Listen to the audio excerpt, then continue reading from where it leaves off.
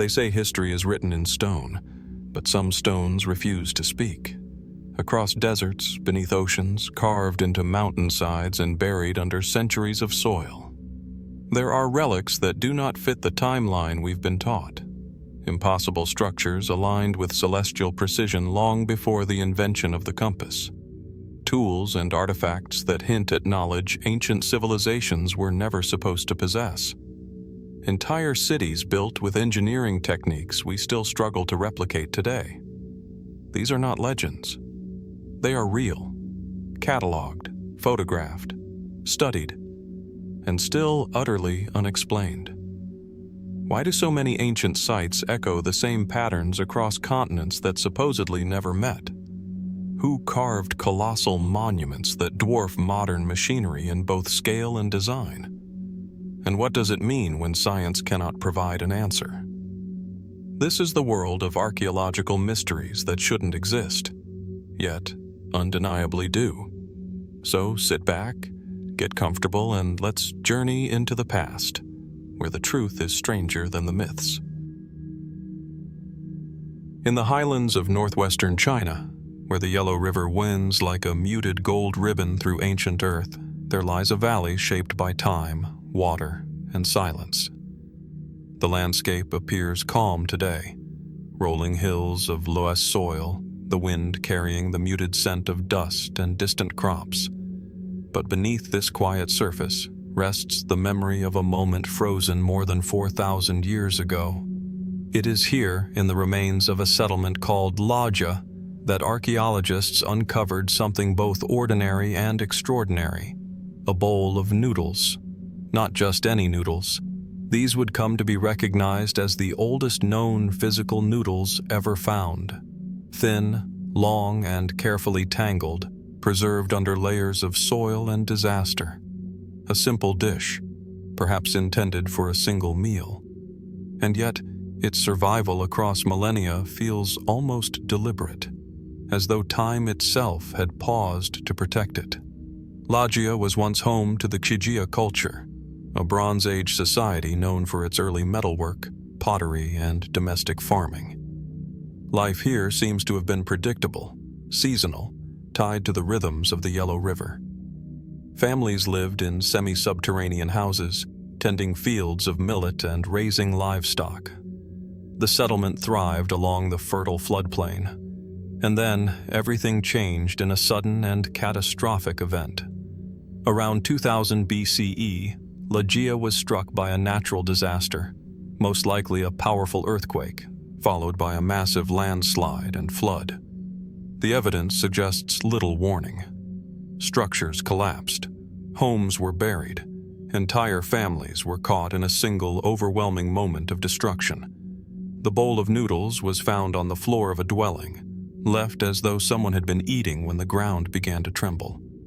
The bowl had been sealed beneath clay and sediment, protecting the noodles from decay and oxygen for millennia. When researchers unearthed it in 2002, they were confronted with something at once familiar and foreign. The noodles were not wheat-based, as one might expect from later Chinese cuisine. Instead, they were made from millet, specifically broomcorn and foxtail millet, plants historically grown in northern China long before wheat became dominant. This discovery not only pushed back the timeline of noodle making, but also illuminated an early culinary sophistication: the understanding of grinding, mixing, hand-pulling, or stretching dough into delicate strands.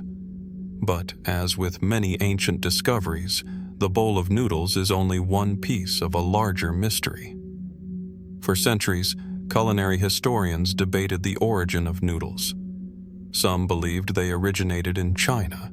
Others pointed to the Middle East or even the Mediterranean. The Lajia discovery seemed to lean the narrative toward China, suggesting the craft began here long before trade routes like the Silk Road spread ideas across continents. Yet questions remain.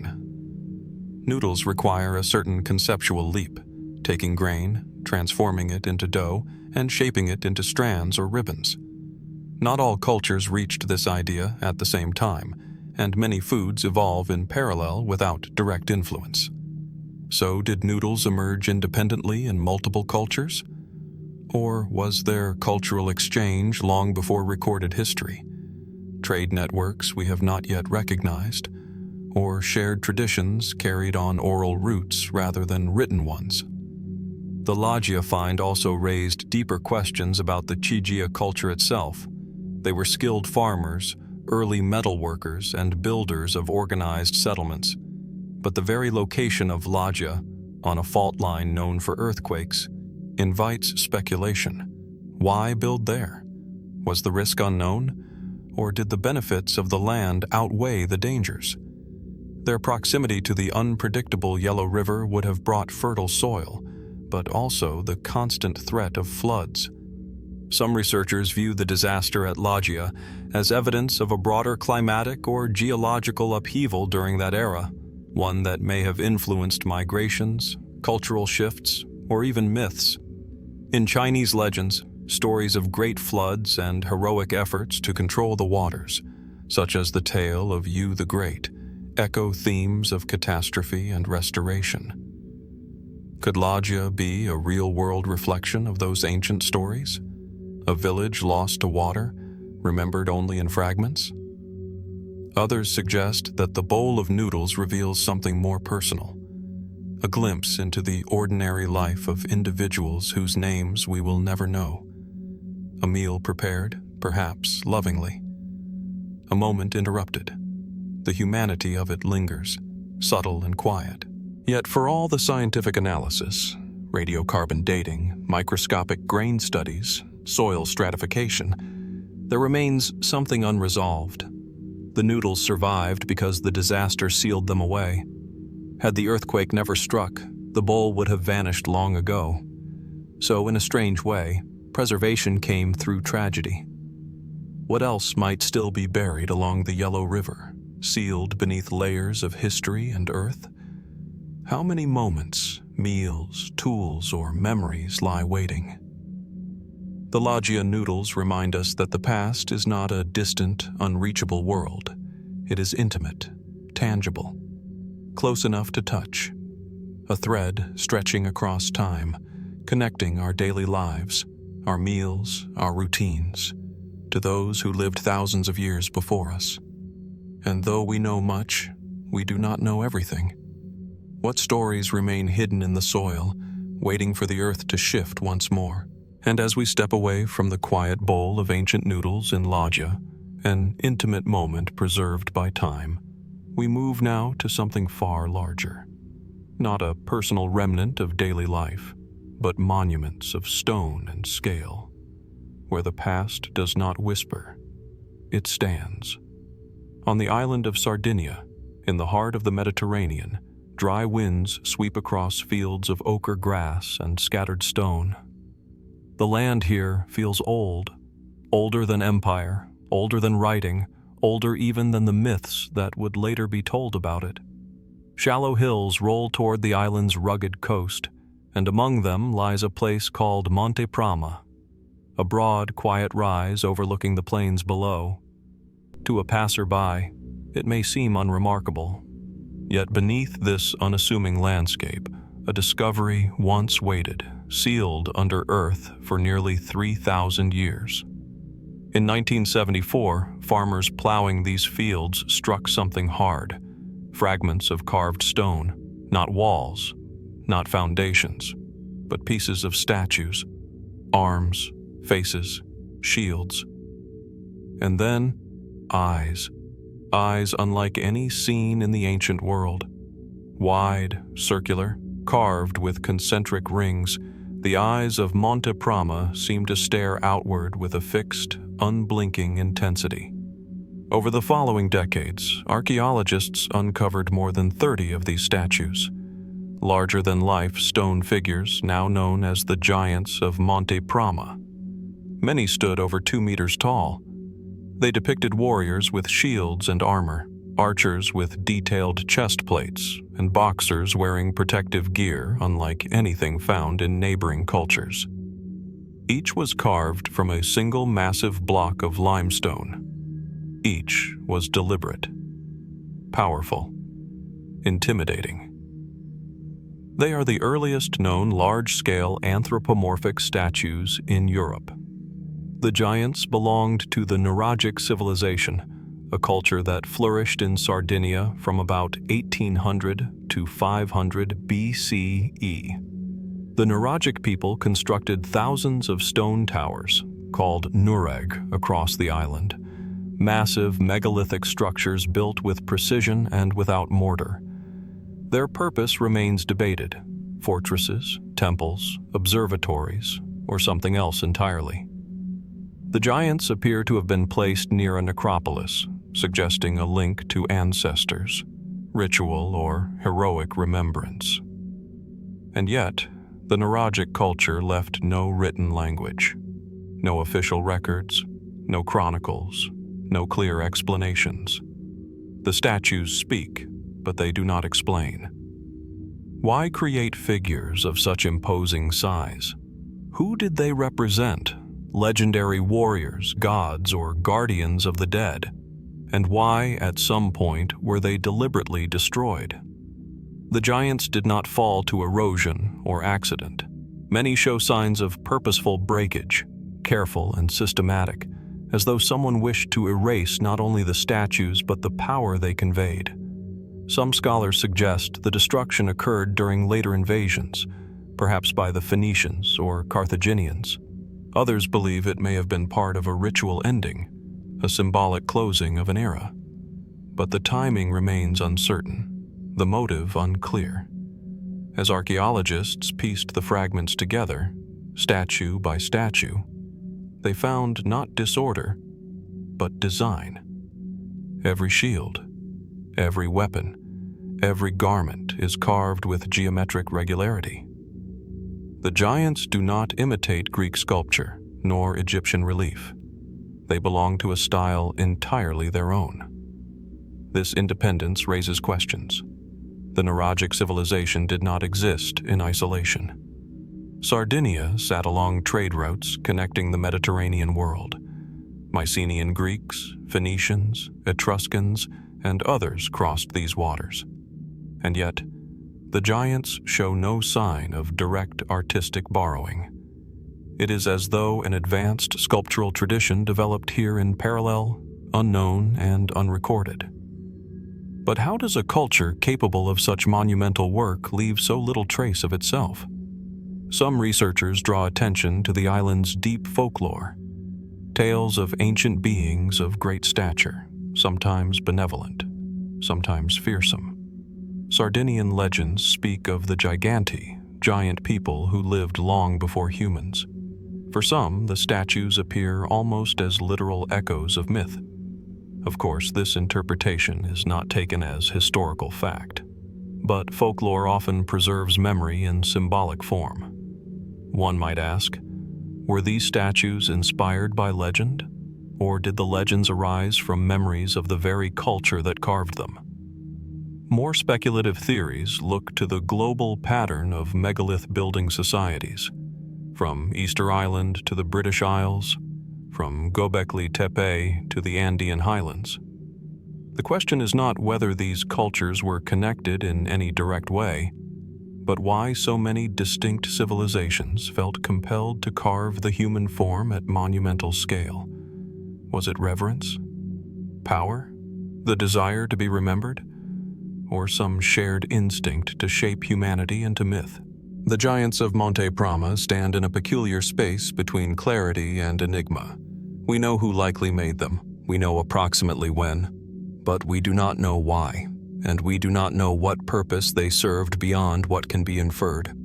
Their presence suggests a society far more complex than its archaeological footprint implies, one that had the resources, the labor force, the artistic vision, and the cultural will to create lasting symbols in stone. Yet this same society left no written word to explain itself. It is as though they expected the statues to speak for them. Today, the giants have been restored and placed in museums. Yet even indoors, under careful lighting, their eyes hold the viewer in that same unblinking stare. They do not reveal their story. They invite it. And so, The field at Monte Prama remains quiet. The soil still holds fragments not yet uncovered, connections not yet understood. The neuralgic towers still dot the land, silent in their watch. What other memories lie buried beneath Sardinia's hills, still waiting for the earth to shift, the plow to strike, or the light of new understanding to fall upon them? The giants of Monte Prama remind us that the past can speak in stone, boldly, unmistakably, yet still withhold its meaning. But sometimes, the past whispers instead. It leaves behind something small, almost unassuming, easily overlooked, and yet capable of reshaping what we think we know. From the windswept plains of Sardinia, we travel now to the ancient city of Nineveh, once the beating heart of the Assyrian Empire. Today, its remains rest near Mosul in northern Iraq, where the Tigris River flows slow and wide, carrying with it the memory of centuries. It is a land of dust, sun, and layered civilization, a place where the footprints of kings and conquerors lie hidden beneath the shifting earth. In the mid-19th century, British archaeologist Austen Henry Layard excavated the royal palace of King Sennacherib, one of the grandest seats of power the ancient world had ever known. Massive carved reliefs lined the palace walls. Winged guardians stood sentinel. The echoes of empire seemed to resonate in every corridor of stone.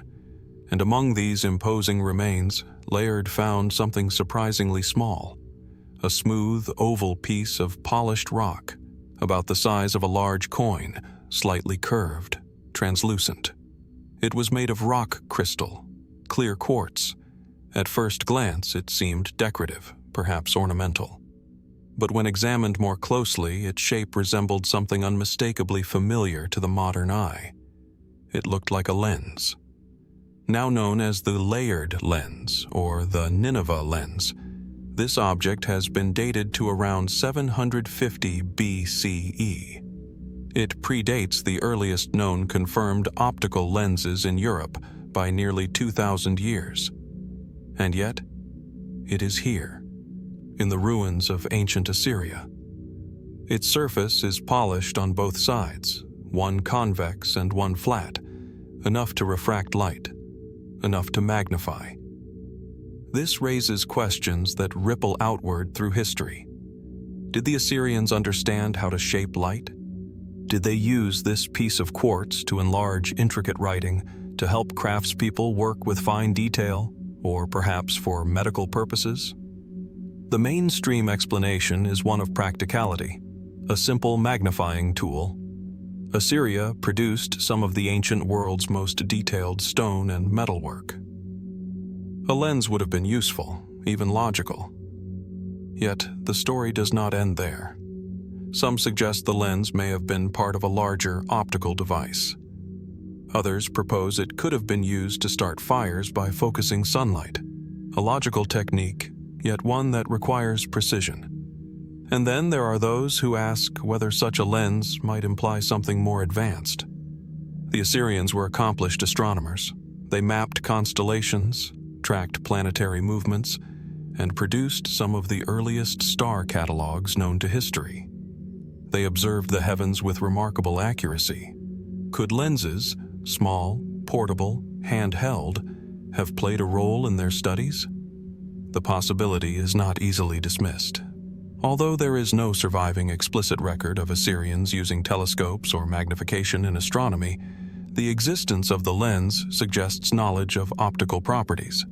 A culture deeply invested in celestial observation would have found great value in tools that clarified the sky. Yet here, the evidence falls silent.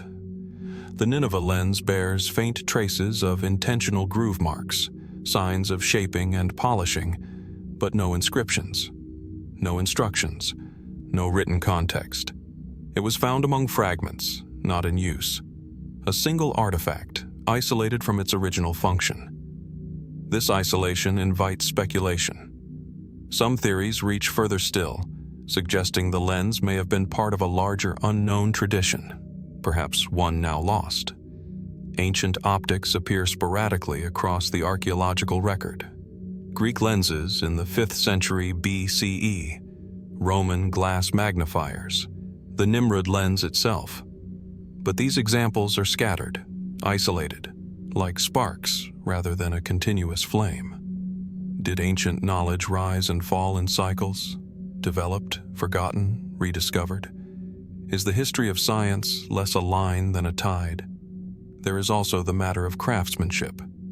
The Nineveh lens is not a perfect optical instrument.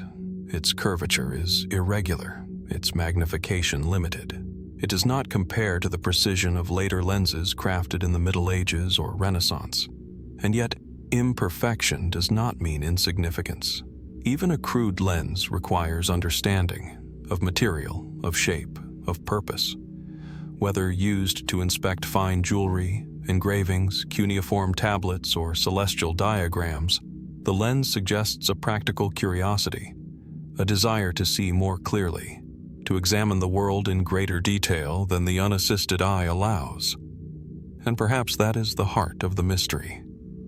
This small, polished piece of quartz stands between two possibilities: a simple artisan's tool, or evidence that ancient cultures explored optical science long before history acknowledges it.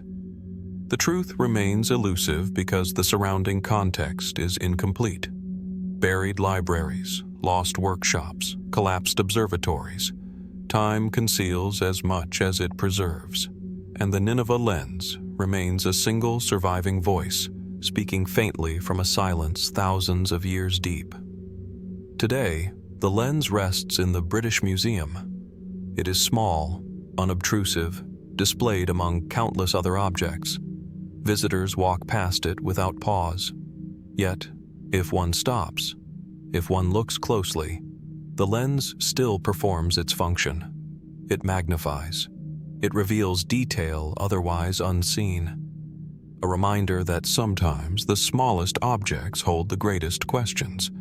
And as we consider this crystal lens from Nineveh, we might ask, how many tools of ancient knowledge have been lost? How many discoveries lie buried, waiting to reshape what we think we understand about the human past? The Earth still holds them. We simply have not uncovered them yet. The Nineveh lens reminds us that history can hinge on the smallest of objects, a sliver of quartz altering how we understand the past. But sometimes, what the Earth returns to us is not small, not subtle. Sometimes, it gives us people, whole lives, faces, expressions, preserved so vividly that time itself seems to hesitate. To find them, we travel east, to the Tarim Basin. The Tarim Basin lies in the heart of what is now western China, an immense expanse of desert and sand, encircled by some of the world's highest mountain ranges. The Taklamakan Desert stretches across its center, a landscape so dry and so vast that ancient travelers called it the place from which no one returns. Waves of pale sand shift endlessly under a brutal sun. The wind is constant, the horizon empty. Life here feels fragile, temporary. And yet, in this harsh and unforgiving land, something astonishing endured. Beginning in the early 20th century and continuing through the decades that followed, archaeologists uncovered a series of remarkably preserved mummies, many thousands of years old. Some were wrapped in woolen garments and fur-lined cloaks. Some rested in wooden coffins shaped like boats, as though prepared for a journey across sand instead of water. Their hair, clothing, and even facial expressions remained intact. One of the most famous is known simply as the Beauty of Lulan, a woman who lived around 1800 BCE. Her features are delicate, her eyelashes still visible, her hair braided neatly. She does not appear weathered or distorted. She appears present, as if she could close her eyes, exhale, and speak. But what first stunned researchers was not the preservation, it was the appearance of the people themselves. Many of the earliest Tarim Basin mummies have physical features commonly associated with Europeans: fair or reddish hair, high noses, deep-set eyes. Their woven clothing resembles patterns seen in Bronze Age cultures of Central or even Western Eurasia. And yet, they were found here, deep within the heart of Asia, far from where conventional timelines once placed such populations. This discovery challenged long-held beliefs about ancient migration. The Tarim Basin was once thought to be culturally isolated, a land beyond the reach of distant civilizations. But these mummies suggest a different story, one of movement, contact, and shared traditions crossing great distances long before the Silk Road formally connected East and West. Genetic studies have offered glimpses of explanation. Some of the earliest Tarim people appear to have descended from populations that lived in Eurasia's ancient steppes and mountain foothills. Others show influence from Siberian and East Asian groups over time. The Tarim Basin, it seems, was not a closed world, but a crossroads, one shaped by climate, migration, and survival. But for all that genetic science can reveal, many questions remain unanswered. Why did these people settle in such a hostile desert basin? Were they fleeing conflict, seeking trade, guided by belief, or simply adapting to changing environments? And how did they develop the distinct cultural practices visible in their grave goods, woolen textiles woven with striking, complex patterns, tall, conical hats, carved masks, harp-like instruments placed beside the dead?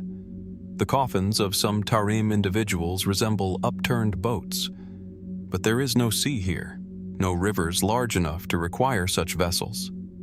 Were these symbolic boats meant for a spiritual journey? Or do they echo a memory of landscapes once known, far beyond the desert's edge? There are deeper questions still, questions that move quietly at the edge of intuition. The Tarim Basin lies along routes that later became part of the Silk Road. Traders, priests, storytellers, and wanderers crossed these sands for centuries, carrying goods and ideas between worlds. Could these ancient peoples represent the earliest threads of that weaving, living proof that cultural exchange predates recorded history? Some researchers suggest that certain textile patterns found among the Tarim remains resemble those from Bronze Age Europe. Others point to parallels in burial customs, music, and clothing. These similarities may arise from shared human creativity, or from long-forgotten migrations threading continents together like beads on an invisible string. There are, of course, more speculative theories, ideas that speak to the allure of the unknown. Some propose that the Tarim Basin was once much more habitable, a fertile corridor of lakes and rivers before climate altered its fate. Others wonder whether these people carried knowledge or traditions from cultures we have not yet identified, cultures whose traces were swallowed by time. The desert preserved bodies, but it also buried context. Much of the Tarim Basin remains unexplored, partly due to its sheer scale, partly due to shifting political and environmental challenges. Sands cover the ruins of ancient settlements, temples, farms, and caravan stops. Satellite images hint at buried structures. Local legends speak of cities lost beneath dunes. What stories lie hidden there? The Tarim Basin mummies remind us of something essential. History is not neat. It is not contained by borders drawn on maps or timelines arranged in textbooks. It is lived, carried, remembered, forgotten, rediscovered. And sometimes it waits, quietly, patiently, beneath desert sand. These ancient individuals, wrapped in wool and silence, seem to stand at the intersection of worlds, east and west, memory and oblivion, life and the long stillness of time. Their presence challenges us to reconsider what we think we know about the ancient past.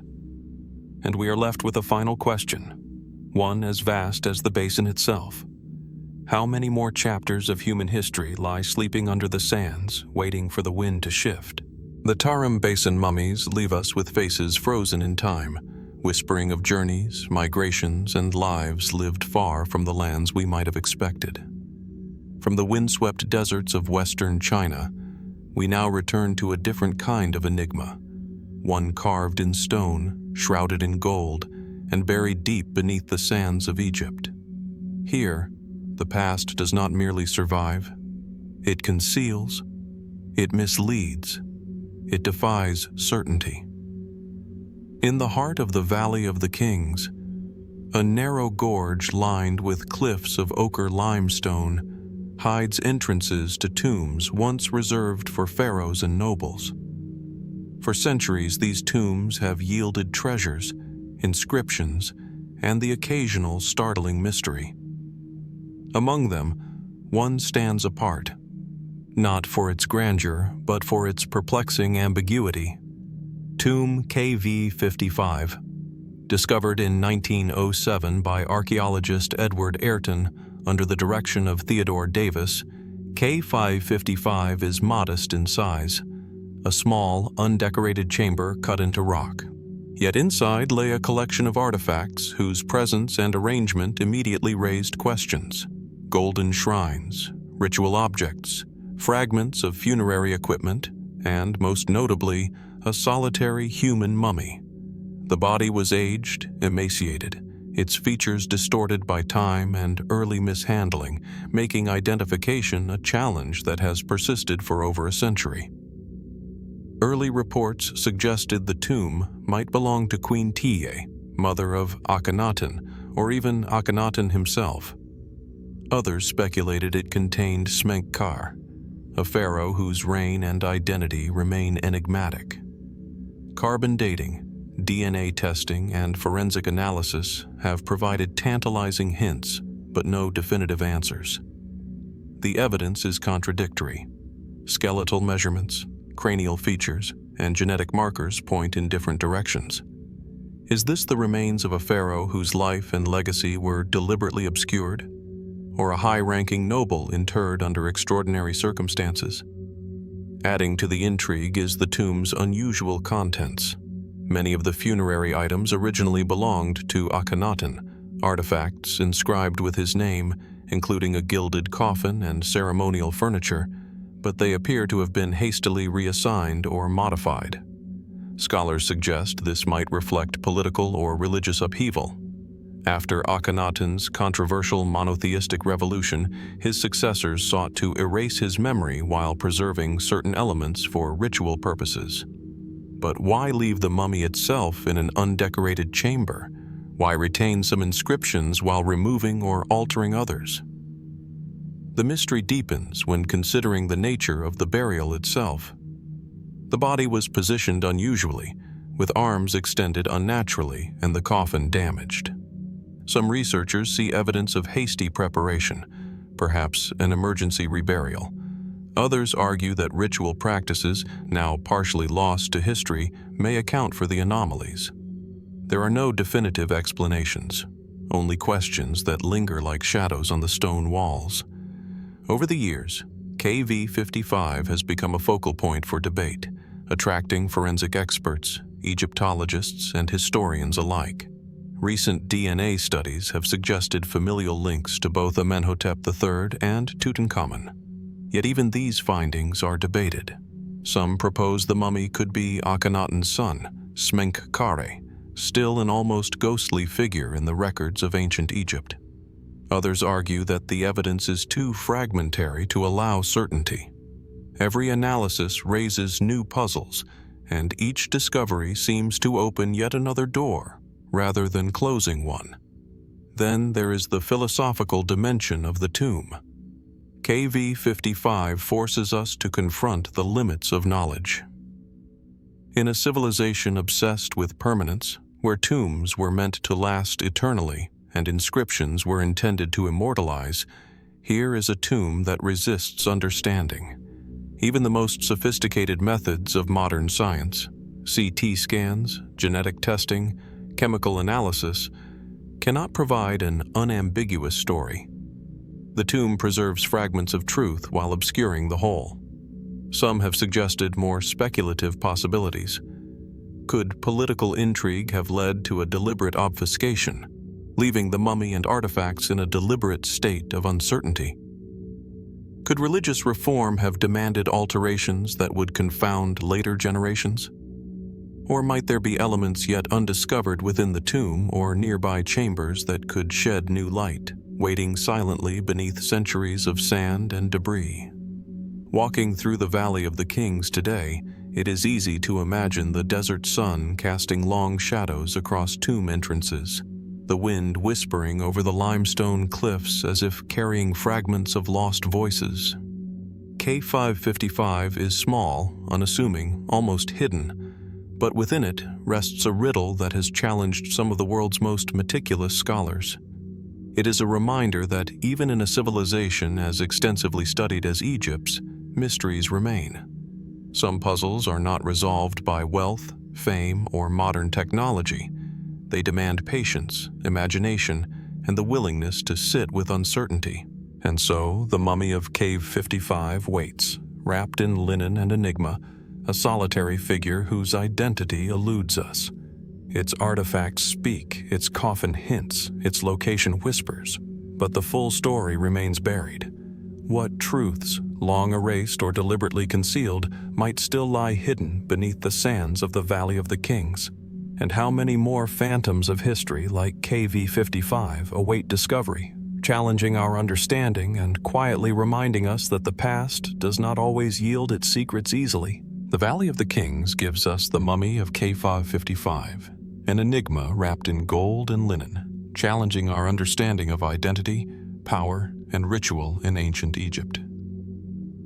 From the deserts of the Nile, we now journey north, to a landscape of mountains, rivers, and forests, where time itself seems to fold back upon the earth. Here, in the rugged expanse of the North Caucasus, another mystery awaits, one carved not in gold or sand, but in stone, shaped by hands whose knowledge and intent remain elusive. The North Caucasus stretches from the Black Sea to the Caspian, a chain of peaks and valleys that has long separated cultures and peoples, yet also served as a crossroads of migration and trade. Along its slopes, archaeologists have uncovered thousands of dolmens, megalithic structures dating back as far as 3000 BCE. At first glance, they are deceptively simple, a single massive stone slab forming a roof supported by vertical stones, sometimes forming a small chamber just large enough to hold a human body or a collection of offerings. Yet their construction, distribution, and purpose remain profoundly mysterious. These dolmens are scattered across the mountains in clusters, yet no written record explains their origin. Some sit on hilltops, others hidden in forested ravines. Many are precisely aligned, their entrances oriented toward particular stars, the sun or distant peaks. Their stones are massive, often transported from sites hundreds of meters away, a feat that implies coordination, planning, and tools whose traces are largely lost. How did Bronze Age people move these enormous slabs with such precision across rugged terrain without the aid of modern machinery?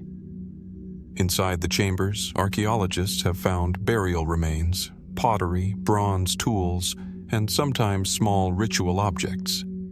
Yet not all dolmens contain burials, and not all burials appear complete.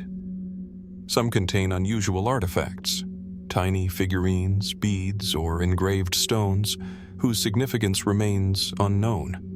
The interiors vary in size, in construction technique, and in orientation, suggesting that the builders were experimenting with methods, or perhaps expressing beliefs that were not uniform but deeply localized.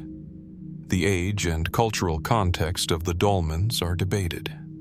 Some scholars attribute them to the Mycop culture of the early Bronze Age, while others suggest links to later groups who may have revered the structures as sacred sites over successive millennia. Carbon dating of organic remains inside certain dolmens suggests that some were used repeatedly, possibly for hundreds of years. In this sense, the dolmens were not just tombs. They were places of continuity, sites where the living engaged with the memory of the dead over generations. But even within this framework, many questions persist. Why build in such an exacting way in such an inhospitable landscape? Why align entrances to celestial phenomena that would only be meaningful if the builders observed the heavens carefully over years, perhaps decades?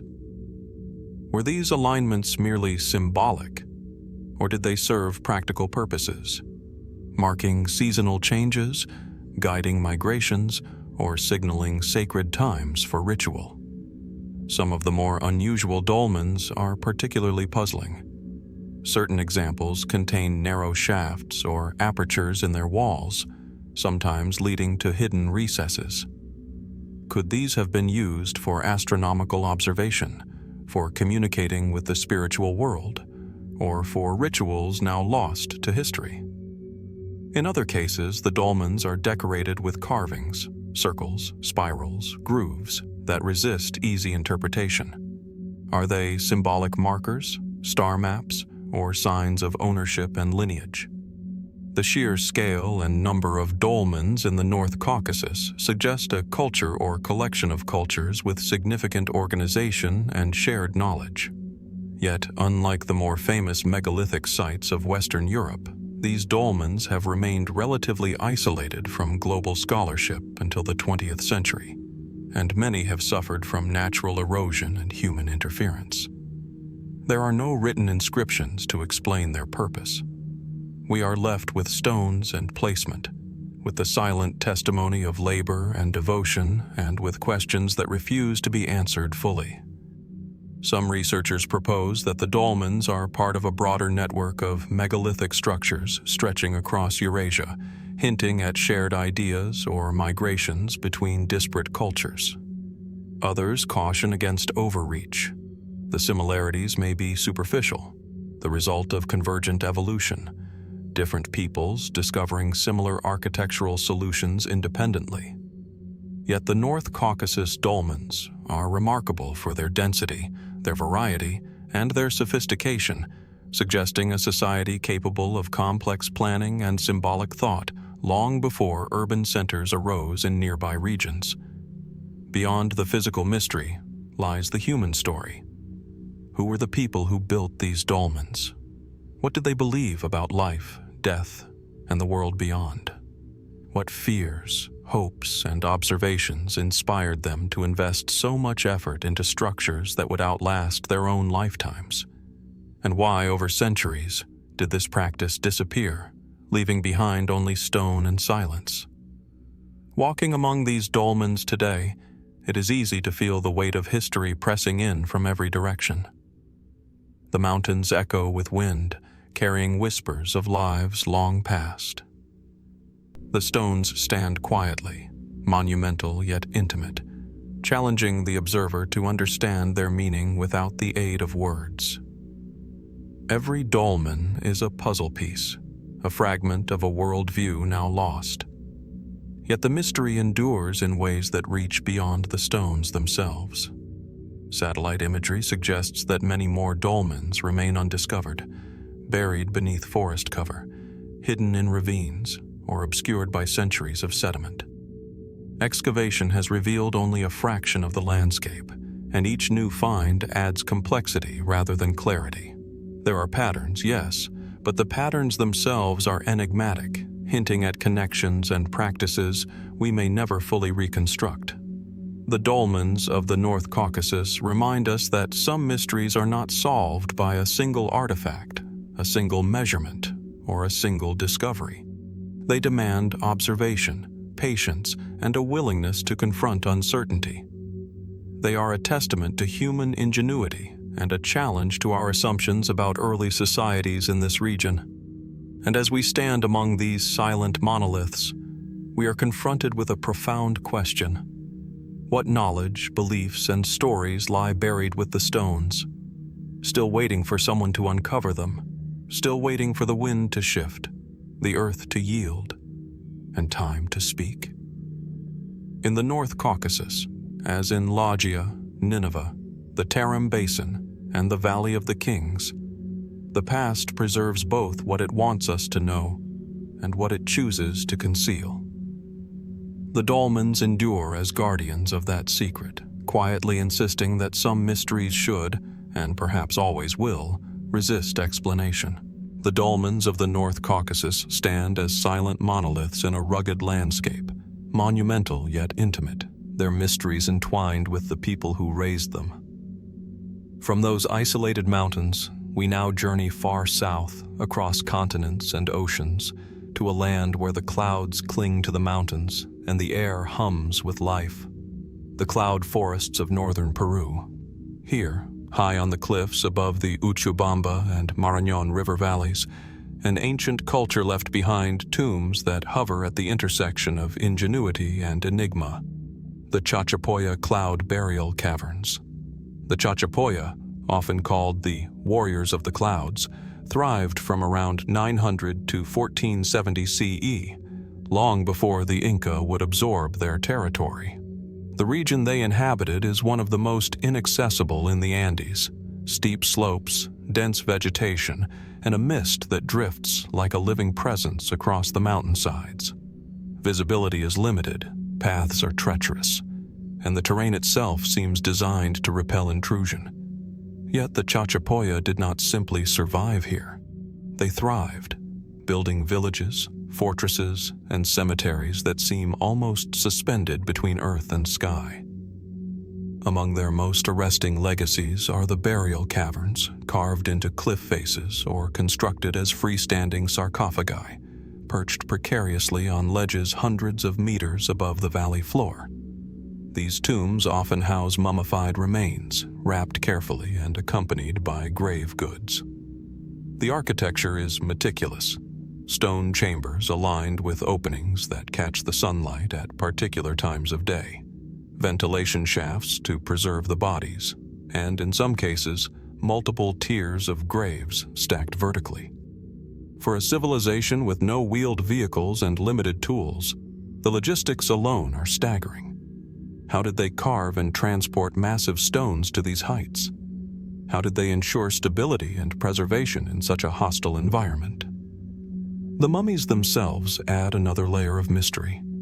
Many retain traces of skin, hair, and textiles, remarkably preserved by a combination of embalming techniques, climate, and the natural ventilation of the caves.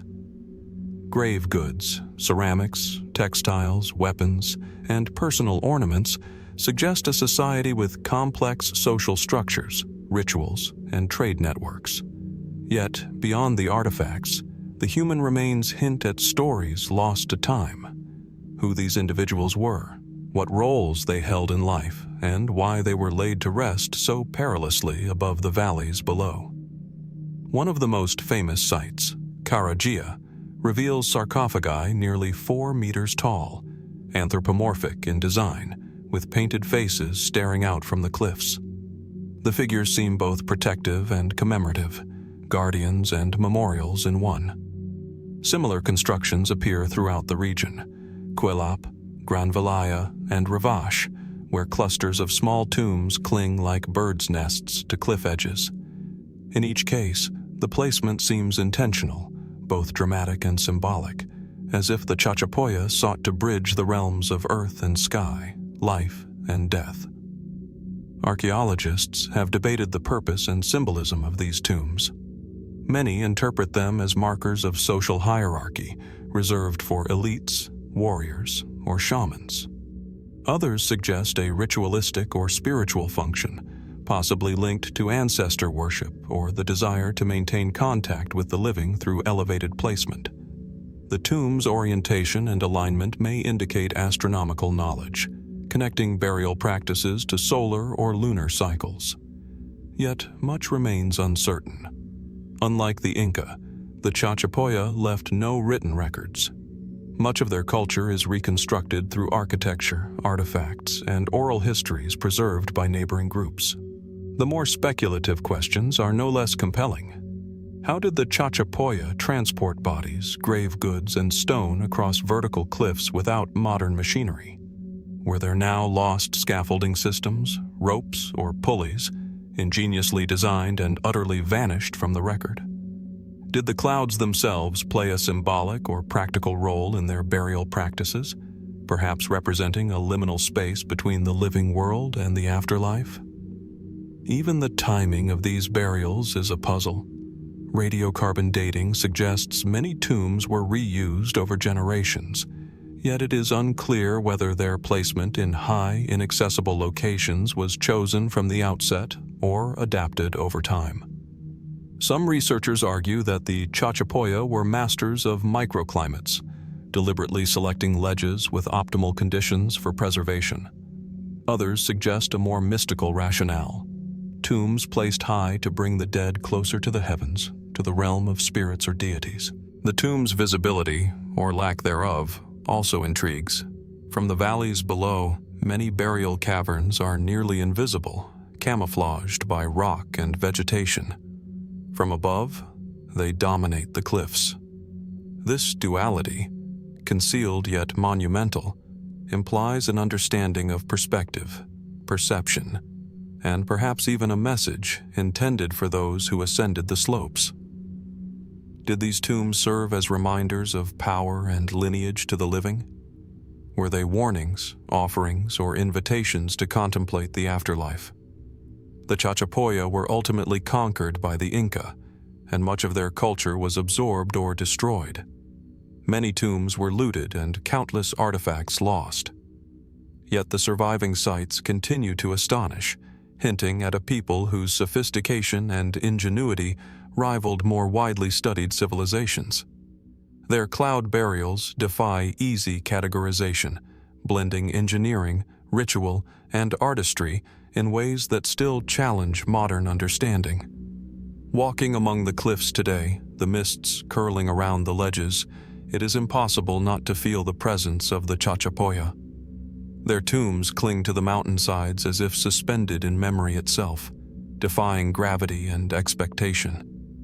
The air is thick with mystery, and each sarcophagus, each carved ledge, seems to whisper fragments of a story that refuses to be fully told. And as we consider these elevated resting places, the questions remain. How many tombs are still hidden in the cliffs, veiled by cloud and forest? How many lives, carefully preserved, remain undiscovered? What knowledge, beliefs, and techniques vanished with the Chachapoya, leaving only stone and mist as testament? The cloud burial caverns remind us that human ingenuity has often found expression in the most unlikely places. High above valleys and rivers, in a land both forbidding and beautiful, the Chachapoya left a record that challenges our understanding, inviting us to wonder not only what they accomplished, but how much more of the past is still waiting, silent, suspended, and just out of reach. The Chachapoya cloud burial caverns rise like monuments suspended between earth and sky, their tombs clinging to cliffs in a delicate balance of engineering, ritual, and human ingenuity. From those mist-laden Andes, we journey north once more, this time to the vast frozen landscapes of Siberia. Here, in the dense forests and peat bogs of the Urals, we encounter a relic that challenges our assumptions about human artistry, symbolism, and the very dawn of culture: the Shigir idol, the world's oldest known wooden statue. In 1890, workers cutting peat near the Shigir peat bog stumbled upon something extraordinary. Buried deep beneath layers of peat and sediment, they uncovered a tall, slender figure of larch wood. At first it seemed unremarkable, a roughly carved log. Yet as researchers examined it, the true scale of the discovery became clear. Standing over 5 meters tall when fully reconstructed, the Shigir idol dates back roughly 12,000 years to the Mesolithic period, making it far older than the pyramids, Stonehenge, or the earliest European cave paintings. The figure is not merely large, it is enigmatic. Its surface is covered with intricate geometric patterns, zigzags, chevrons, and rows of shallow rhythmic carvings. Grooves and notches form a language that no one has yet been able to decipher fully. Its face is suggested, not literal, simple vertical cuts for eyes, a slit for a mouth, sometimes interpreted as a mask. The form is abstract, otherworldly, both human and alien, and its proportions defy conventional anatomy. It is a totem, a guardian, a ritual object. But of what, and for whom?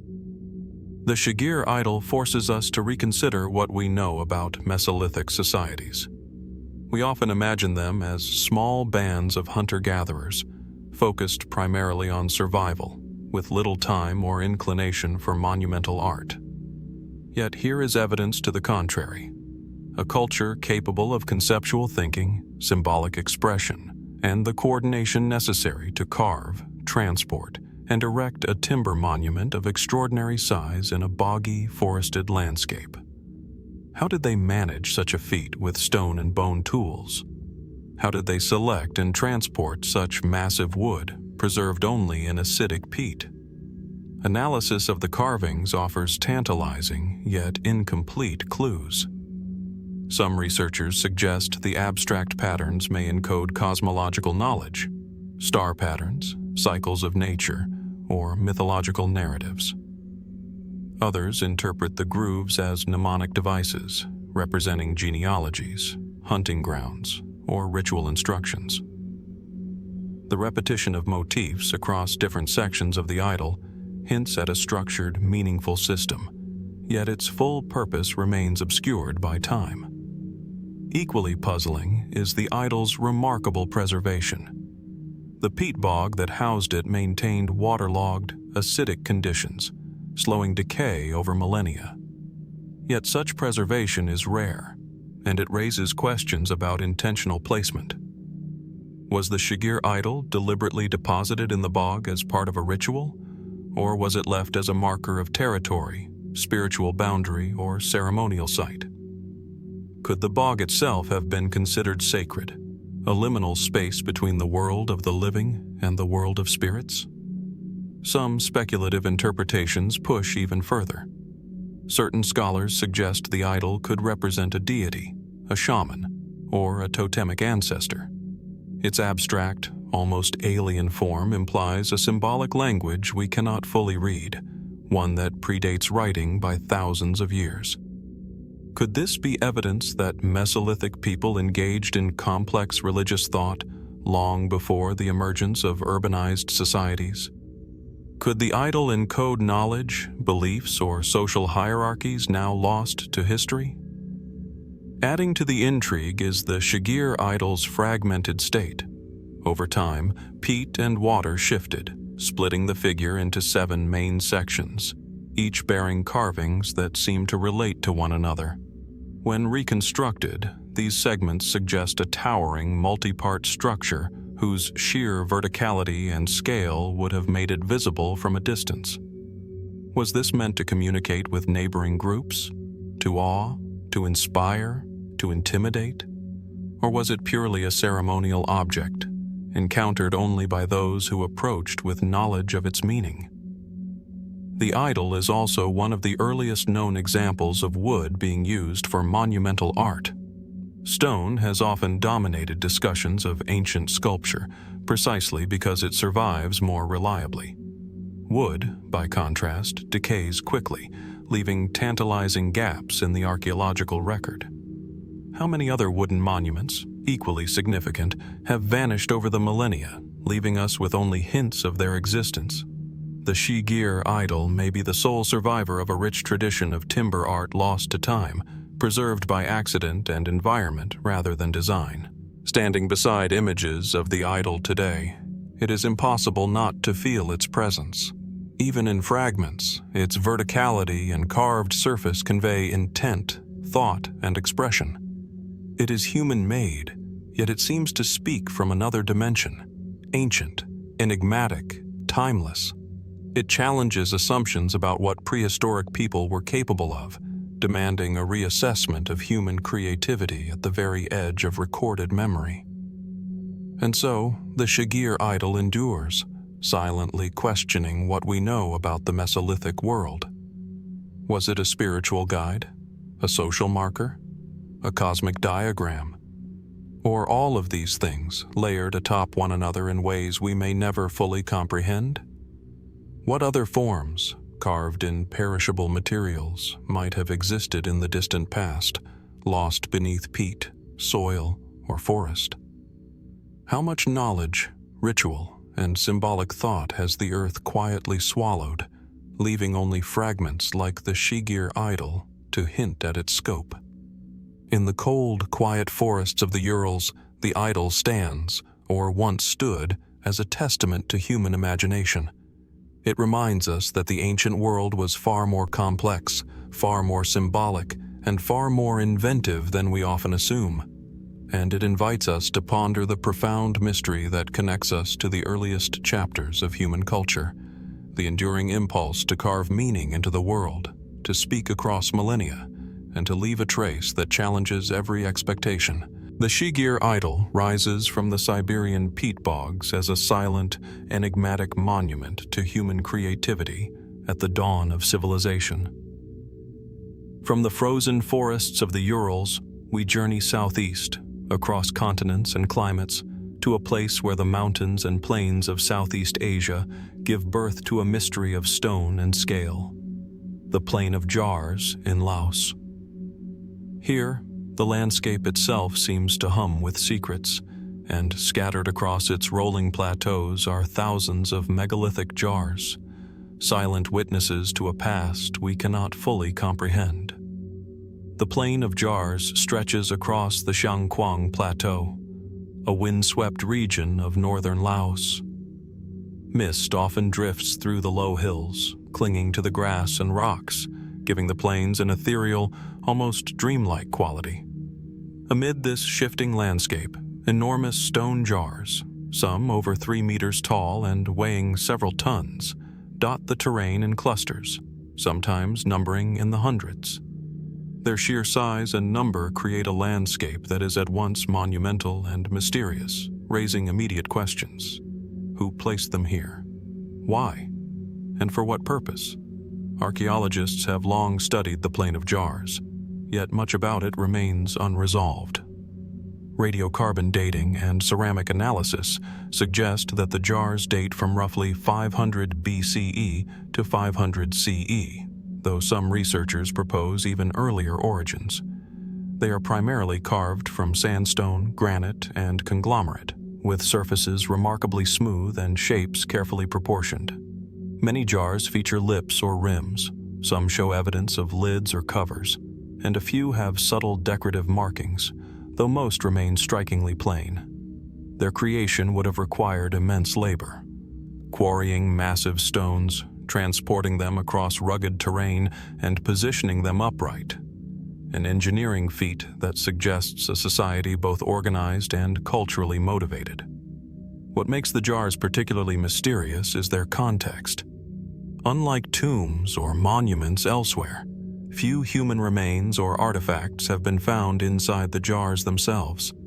Excavations in surrounding areas have uncovered burial goods, pottery, and cremated remains, suggesting the jars were somehow linked to funerary practices.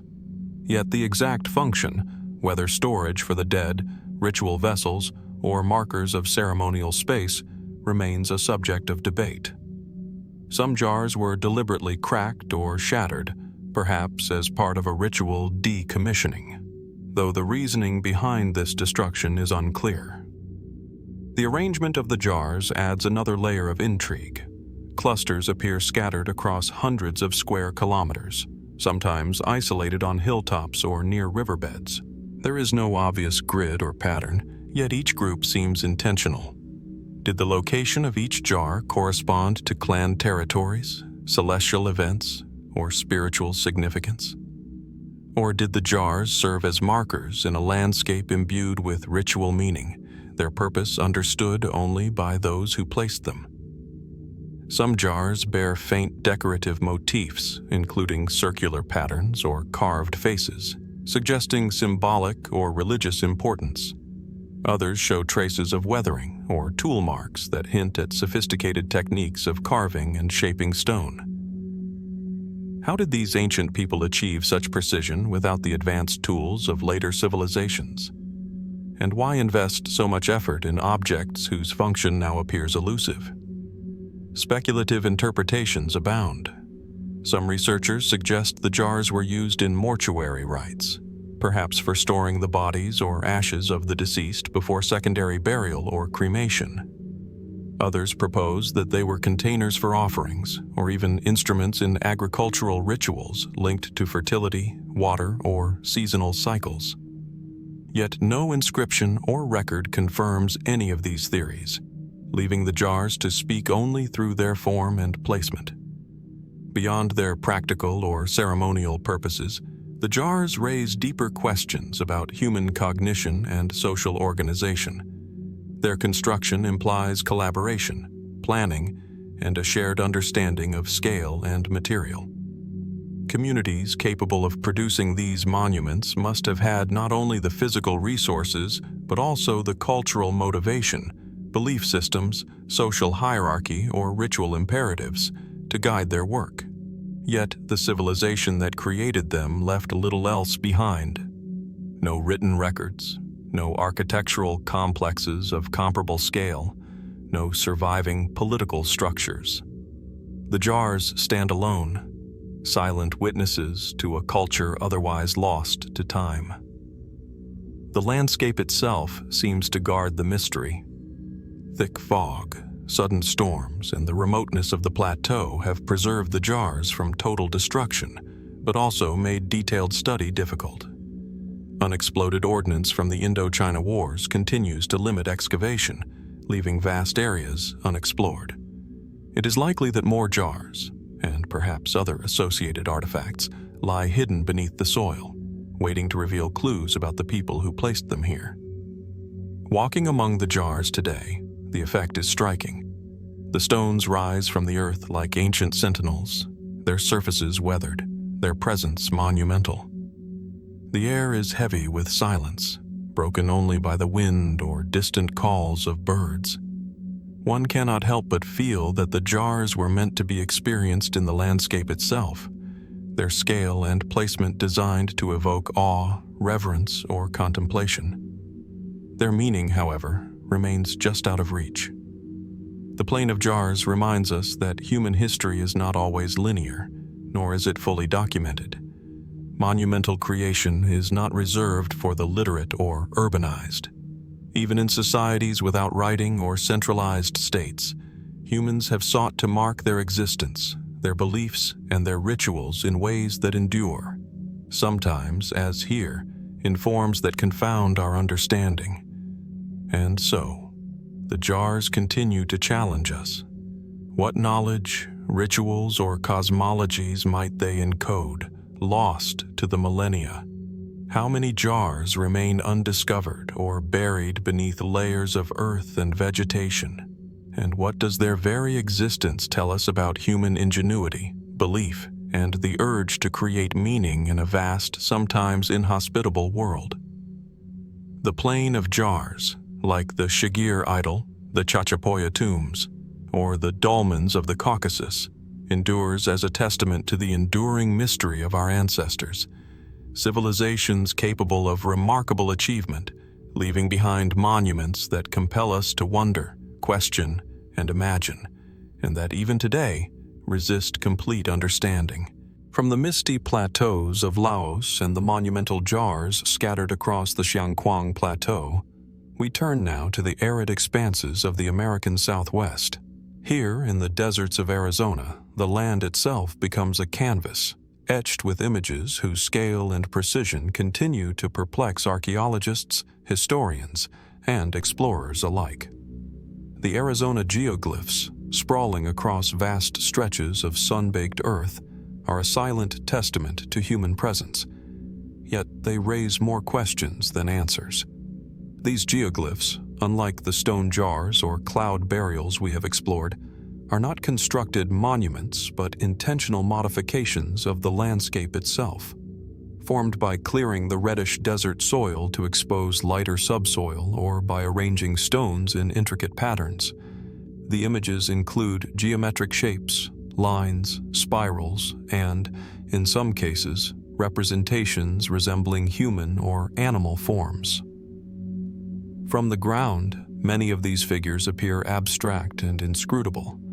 It is only from elevated viewpoints, hillsides, mesas, or aerial perspectives, that their design, scale, and apparent intent reveal themselves.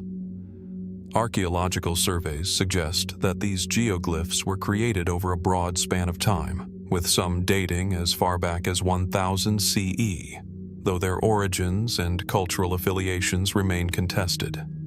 Scholars generally associate them with the Hohokam, ancestral Puebloans, or other indigenous groups of the region, but the absence of definitive written records or ethnographic parallels leaves much open to interpretation. The scale of some lines, stretching for hundreds of meters, and the precision with which angles intersect suggest an understanding of geometry and surveying well beyond what we often assume for pre-Columbian North American societies. How did these ancient people plan and execute designs visible only from a height without aerial observation? Many geoglyphs appear in clusters atop mesas or along riverbeds, their placement far from ordinary habitation sites. Some researchers propose ritual or ceremonial purposes, possibly connected to water sources, celestial events, or territorial markers. Others see them as astronomical aids, aligning with solstices, lunar cycles, or prominent stars.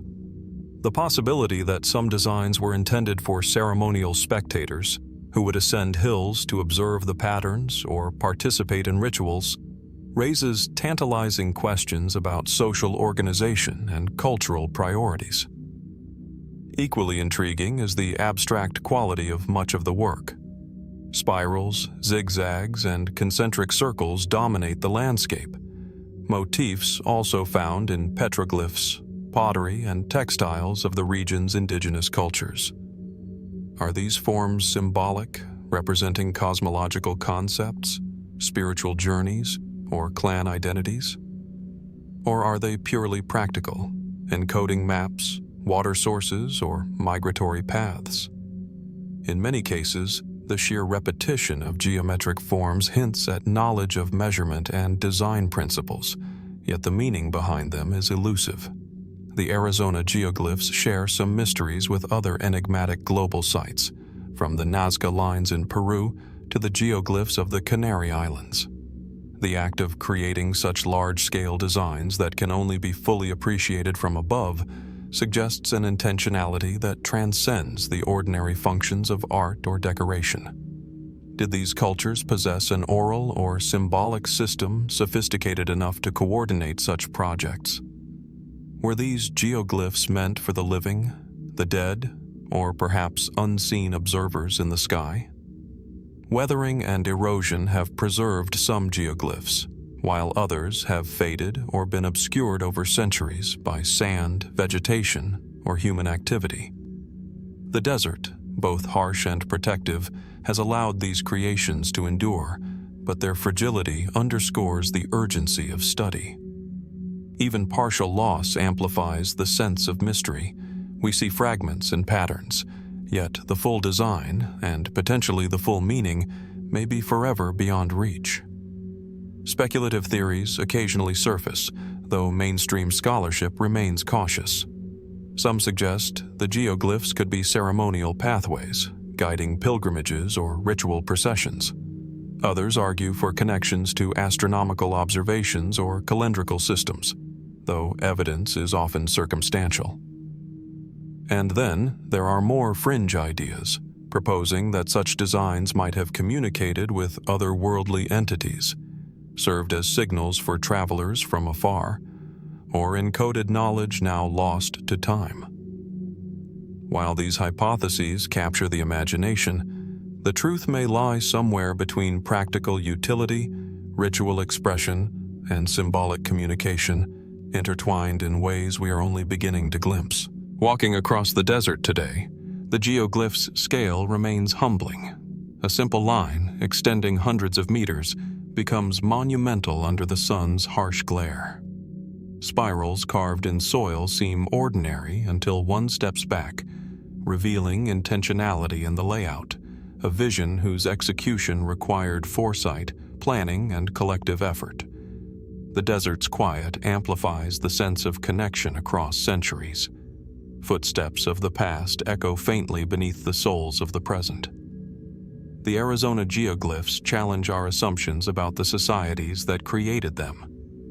They reveal communities capable of both technical ingenuity and symbolic sophistication, whose visions spanned the ordinary and the monumental. Yet the people who crafted these designs remained shadowed by time, their voices discernible only in the lines they left behind.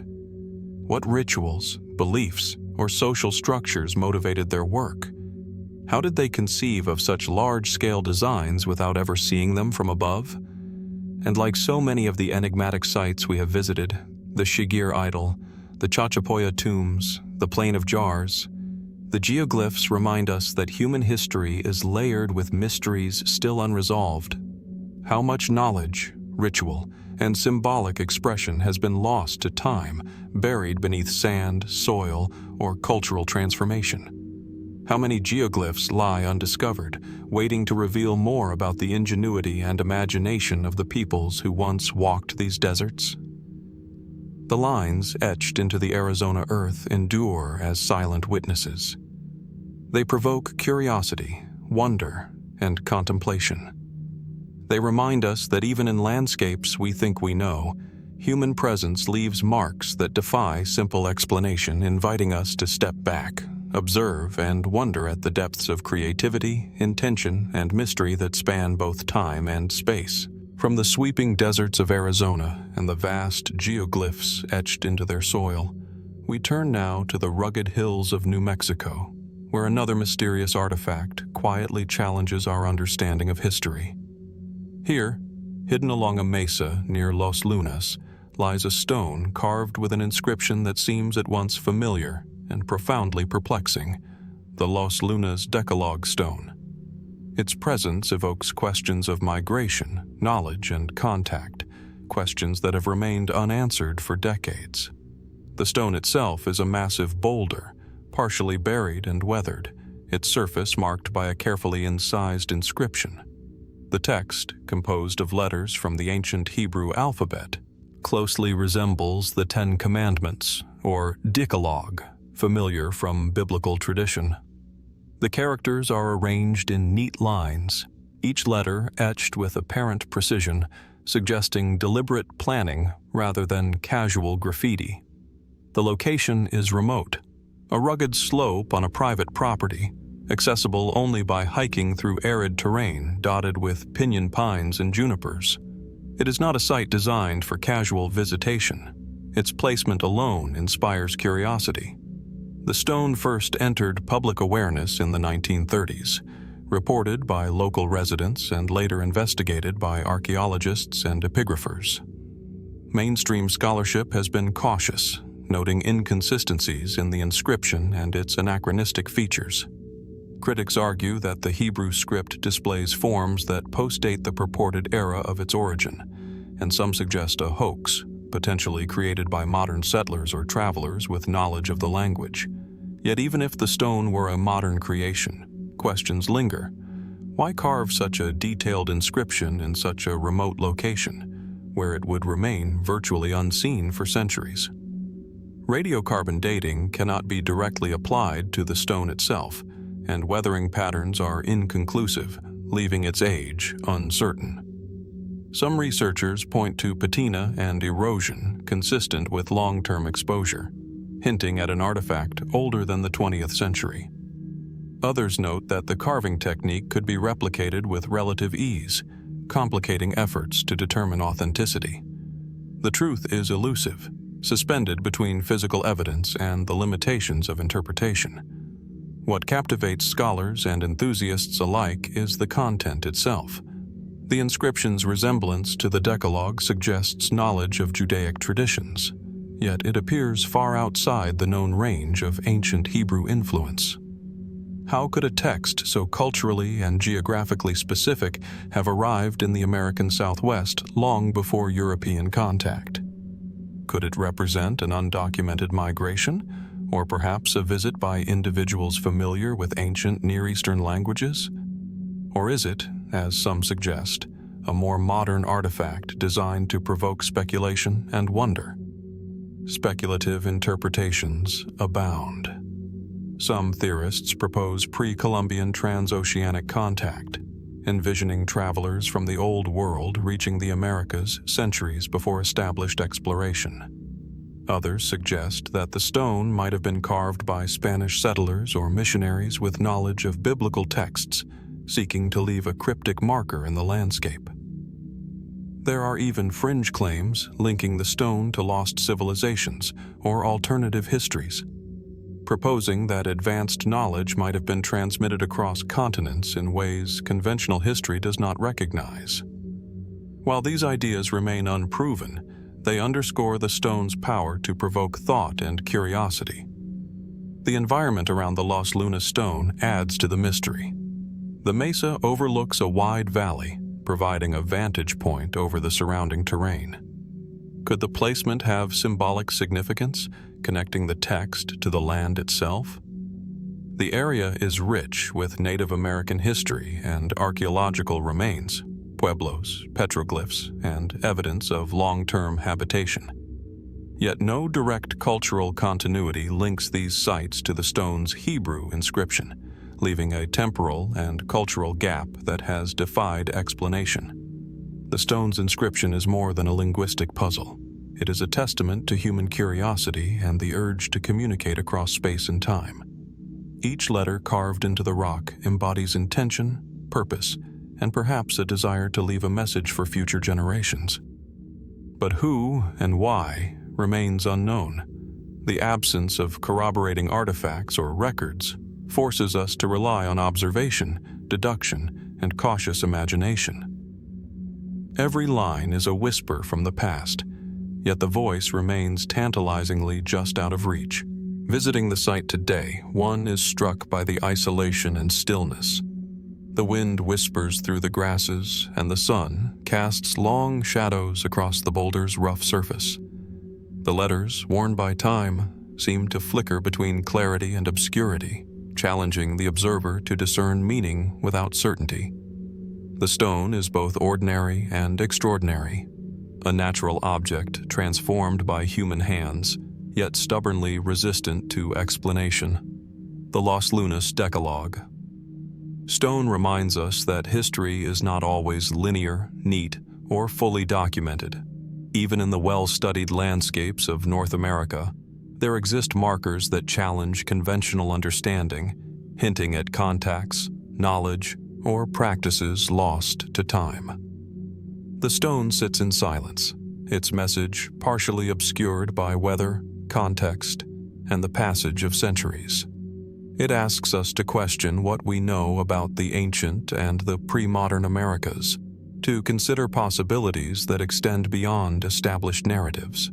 And so the stone endures as both a riddle and a bridge between continents, languages, and eras, a riddle that resists resolution. What human stories, journeys, or intentions brought this inscription to a remote mesa in New Mexico? How many other artifacts, similarly enigmatic, lie hidden across the continent, waiting to challenge our assumptions? The Los Lunas Decalogue. Stone remains a silent sentinel, inviting each observer to contemplate the limits of knowledge, the reach of human curiosity, and the enduring mysteries that lie just beyond our grasp. Its letters endure, etched in stone, reminding us that the past is never fully contained, and that some secrets, once uncovered, only deepen the sense of wonder. From the remote mesas of New Mexico, where the Los Lunas Decalogue stone silently challenges our understanding of ancient transcontinental contact, we journey across the Pacific to the rugged landscapes of China. Here, nestled in the shadow of the Tian Shan Mountains and along the shores of Qinghai Lake, lies a series of geological formations that appear, at first glance, ordinary. But closer inspection reveals something far stranger. The Baigong pipes. These ancient structures defy easy explanation, whispering of technology, labor, and mysteries that stretch beyond conventional archaeology. The Baigong pipes are located near 3 caves on the slopes of the mountain, their entrances hidden by boulders and scrubland. Emerging from the rocks and soil are hundreds of hollow, metallic-looking tubes, some extending deep into the earth, others exposed on the surface. They vary in size, from narrow tubes barely wide enough to insert a finger to larger conduits measuring up to 40 centimeters across. Many appear perfectly cylindrical, and some display a network-like arrangement, branching and intersecting in ways that suggest purpose rather than random geological formation. Scientific analysis has revealed that the pipes are composed of a mix of iron, silicon, and calcium, and some have traces of rust and oxidation consistent with long-term exposure to the elements. Carbon dating of nearby material has suggested that the surrounding rock formations may be tens of thousands of years old, though the pipes themselves resist precise dating. This raises profound questions. Were these pipes naturally formed through geological processes, or were they shaped, carved, or manipulated by intelligent hands? And if the latter, what civilization, or even what beings, could have achieved such a feat so long ago? Local legend adds another layer of intrigue. Villagers speak of strange vibrations and a low hum emanating from the pipes, as if some invisible force still resonates within them. Nearby, the mountain streams are said to carry faint metallic tastes, and stories circulate of explorers who felt a strange energy in the area. While these accounts are anecdotal, they amplify the sense of mystery, suggesting that the pipes are more than inert objects. They are markers, perhaps, of an ancient activity, long forgotten. Geologists have offered conventional explanations. Some argue that the tubes are fossilized tree roots, mineralized over millennia, their hollow interiors preserved as silica and iron seeped in. Others propose they are remnants of volcanic activity or crystallized mineral formations shaped by water and sediment. These explanations account for some features, but not all. The regularity, networked arrangement, and occasional presence of large, straight sections challenge purely natural interpretations. Could the forces of nature alone produce hundreds of pipes, uniform in shape, branching as if part of an engineered system? Speculative theories, meanwhile, capture the imagination. Some researchers suggest that the Baigong pipes are evidence of lost technology, perhaps created by a civilization far older than any documented in history. Others propose extraterrestrial involvement, imagining visitors who left behind tools or conduits for purposes unknown. While such claims remain on the fringe, the allure of the pipes lies precisely in their resistance to conventional explanation. They are physical evidence that demands curiosity, inviting observers to question the limits of human history and capability.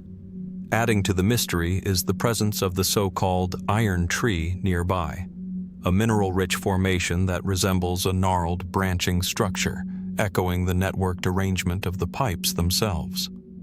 The relationship between these formations remains unclear. Were they part of the same system? Did they serve a practical function, such as water transport, or were they symbolic, intended to mark the landscape in a way that has been lost to time? Every observation seems to raise as many questions as it answers. The Baigong pipes also raise broader questions about the preservation of knowledge.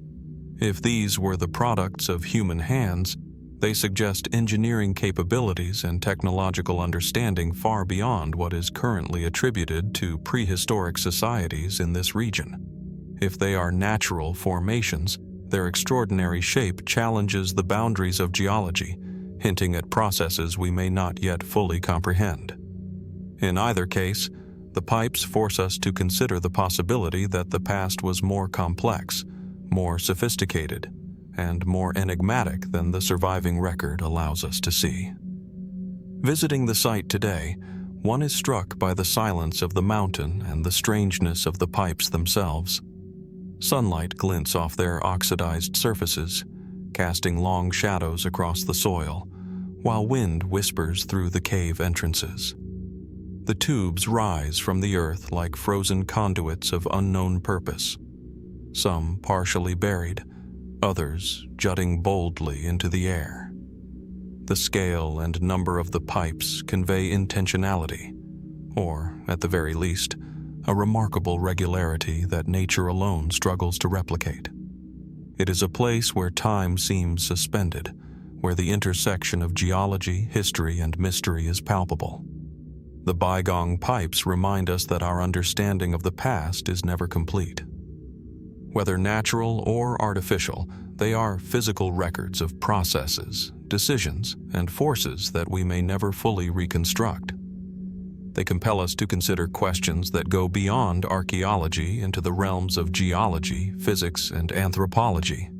How do we distinguish the hand of nature from the hand of an unknown maker? How many artifacts buried in caves or sediment lie undiscovered, waiting to expand or challenge our understanding of history? And so, the pipes endure, silent and enigmatic, a reminder that the world contains puzzles beyond our immediate comprehension. What knowledge, skill, or circumstance produced these hollow conduits? Were they functional, ceremonial, or symbolic? Or do they represent a natural phenomenon so precise it mimics intelligence, tricking our human desire for explanation? The Baigong pipes, like the Arizona Geoglyphs, the Plain of Jars, and the Shigir idol before them, persist as monuments to mystery, objects that defy easy categorization, defy simple explanation, and compel us to question the story of human history itself. They invite each observer to step into uncertainty, to confront the unknown, and to wonder at the enduring secrets hidden within the mountains of China. From the mountains of China, where the Baigong pipes rise from rock and soil like frozen conduits of mystery, we turn now to the frozen tundras of Alaska, to a discovery that seems to straddle the boundary between natural history and the uncanny, the blue babe, a steppe bison unlike any other. Found in the remote permafrost of the region, this remarkable specimen has challenged scientists and captured imaginations since its discovery, preserving secrets that date back thousands of years and leaving questions that remain unanswered. The story begins in the 1970s, when construction workers in the remote interior of Alaska stumbled upon a massive carcass, partially encased in ice. At first glance, it appeared to be an ordinary prehistoric bison, yet as researchers examined the specimen, they realized it was extraordinary. Radiocarbon dating places the blue babe at roughly 36,000 years old, a remnant of the Pleistocene epoch, when the tundra stretched endlessly and megafauna roamed freely across the northern continents. What makes the discovery truly remarkable, however, is its preservation and its unusual coloration. The bison's hide and fur, still intact after tens of thousands of years, displayed a deep blue hue, a phenomenon that has fascinated scientists and laypeople alike. Initial speculation suggested chemical reactions with mineral deposits in the surrounding soil, possibly iron or copper, interacting with natural preservatives in the permafrost. Others wondered whether bacterial activity could have contributed to the unusual coloration. Yet no definitive explanation has fully accounted for the intense, almost surreal blue of the fur, giving the creature an otherworldly presence that seems almost symbolic, as if painted by nature itself. Blue babe is more than a curiosity of color. Its preservation offers a window into an extinct ecosystem. Examination of the skeleton, musculature, and even stomach contents provides insights into the diet, health, and environment of steppe bison during the Ice Age. These animals were massive, grazing on the grasses, mosses, and shrubs of the Pleistocene steppe, navigating harsh climates and predators that included saber-toothed cats and giant wolves. Yet the survival of this particular specimen, frozen with such clarity for millennia, is an extraordinary stroke of geological luck. What makes the blue babe even more mysterious are the subtle anomalies observed by researchers. Some bones display marks that hint at human interaction, cuts that resemble butchering or tool use, though definitive evidence remains elusive. Could this bison have encountered early humans, perhaps hunted or scavenged by them? If so, what does this suggest about the migration and capabilities of Paleolithic peoples in North America? The timing of Blue Babe's existence places it well before widespread human settlement of the region, raising questions about the extent and nature of these interactions. The site itself adds to the story's intrigue. Permafrost preserves the carcass in near-pristine condition, a frozen snapshot of the Ice Age. Yet the environment is harsh, remote, and largely inaccessible, ensuring that discoveries like Blue Babe remain rare. The frozen tundra acts both as preserver and barrier, simultaneously revealing the past while keeping it just out of reach. How many other creatures, perfectly preserved, lie buried beneath the ice and soil, waiting to emerge and rewrite our understanding of prehistoric life? Speculative interpretations occasionally emerge. Some propose that Blue Babe's unusual coloration may have been symbolic in some cultural context, though no known human population of the period has documented evidence to support such claims. Others suggest environmental factors unique to this region created a form of natural pigmentation, though the mechanism remains uncertain. The fascination with the specimen underscores the human tendency to seek meaning in anomalies, to wonder about patterns and purposes in phenomena that may, in truth, be purely natural, but no less awe-inspiring for their rarity. Scientific analysis continues to reveal subtle details. The teeth and wear patterns indicate dietary habits. The limb bones suggest movements across vast frozen plains, and traces of connective tissue preserved in permafrost offer insights into musculature and physiology rarely accessible in fossils. Yet each discovery brings more questions. Why this particular bison survived in such extraordinary condition while others did not? And how did environmental and geological factors converge so precisely to preserve it? Standing beside photographs or reconstructions of Blue Babe, it is impossible not to feel a connection across time. Here is a creature that lived tens of thousands of years ago, navigating a world radically different from our own, yet preserved with a clarity that almost defies natural expectation. Its frozen form serves as both artifact and testament, a reminder that the Earth's history is vast, complex, and full of surprises. Blue Babe, like the Baigong pipes, the Los Lunas Decalogue stone, and the Arizona Geoglyphs, invites contemplation of the unknown. It asks us to consider the limits of human knowledge, the mysteries embedded in the natural world, and the ephemeral traces left behind by creatures long vanished. How many more wonders of the Ice Age remain hidden beneath soil and ice? What can a single frozen bison tell us about ecosystems, climates, and perhaps even human interactions in a prehistoric era? The Blue Babe endures as a silent witness, its vivid blue fur and preserved form compelling us to pause, observe, and question. In the frozen landscapes of Alaska, time itself seems to have slowed, holding within its grasp a story that spans millennia. It reminds us that even in the natural world, anomalies exist that defy simple explanation, drawing us into contemplation, curiosity, and wonder. And as we leave the icy tundra behind, the image of this ancient, blue-hued bison lingers, a quiet, haunting testament to the enduring mysteries of life on Earth. From the frozen tundras of Alaska, where the Blue Babe bison emerges as a vivid, almost surreal witness to the Pleistocene, we travel south to the highlands of central Mexico, to a site where another mystery quietly defies expectations.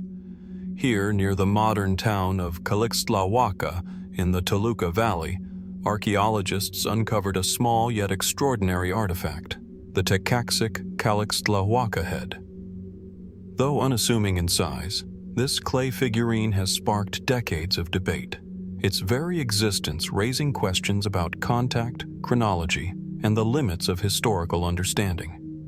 The figurine is diminutive, measuring only a few centimeters in height, yet it commands attention through its detailed craftsmanship.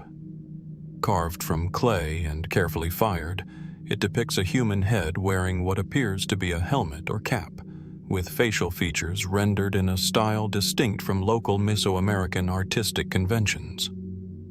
Its eyes are deep set, the nose prominent, and the lips subtly defined.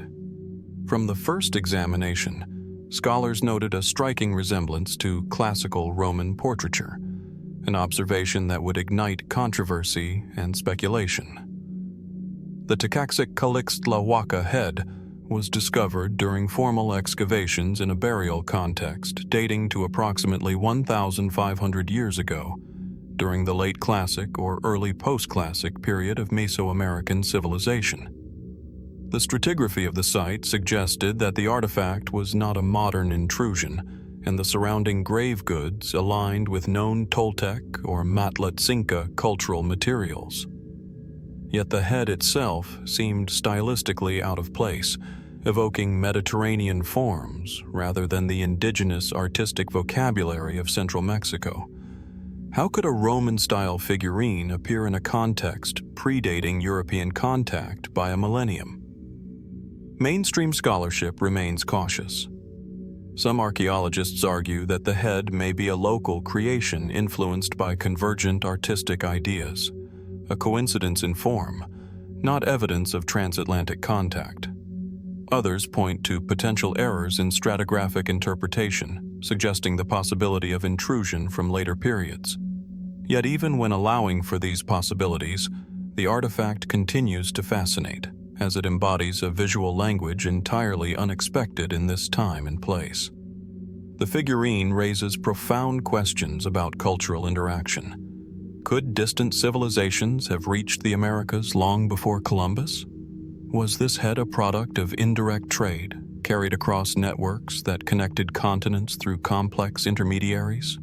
Or is it an extraordinary example of isolated innovation, a local craftsman inadvertently producing a form resembling classical European art? Each theory carries implications that ripple through our understanding of history, suggesting possibilities of human movement, exchange, and imagination that are largely undocumented. Chemical and mineralogical analyses of the clay and firing techniques have provided additional insights. The material itself is consistent with local clays, suggesting the artifact was produced in central Mexico rather than imported from afar. This lends weight to the idea that the figurine's stylistic oddity may reflect independent experimentation or exposure to unknown influences rather than direct Roman manufacture. Yet the precision and subtlety of the helmeted features continue to confound experts, leaving a gap between conventional explanation and the artifact's visual impact. Speculative interpretations naturally abound. Some propose that the head may represent a memory of distant travelers, carried orally or symbolically across generations. Others suggest that seafaring explorers, perhaps Phoenician, Carthaginian, or Roman, may have reached the Americas, leaving small traces now nearly lost to time. While these ideas remain controversial and lack definitive evidence, the head's presence in a securely dated pre-Columbian context forces us to confront questions we cannot fully answer about human curiosity, mobility, and the unpredictability of cultural intersections. The artifact's small scale belies its symbolic weight. A few centimeters of fired clay embody a narrative, intentional or not, that bridges continents and eras. It reminds us that even minor objects can disrupt assumptions, challenging our linear understanding of history and the isolation of civilizations.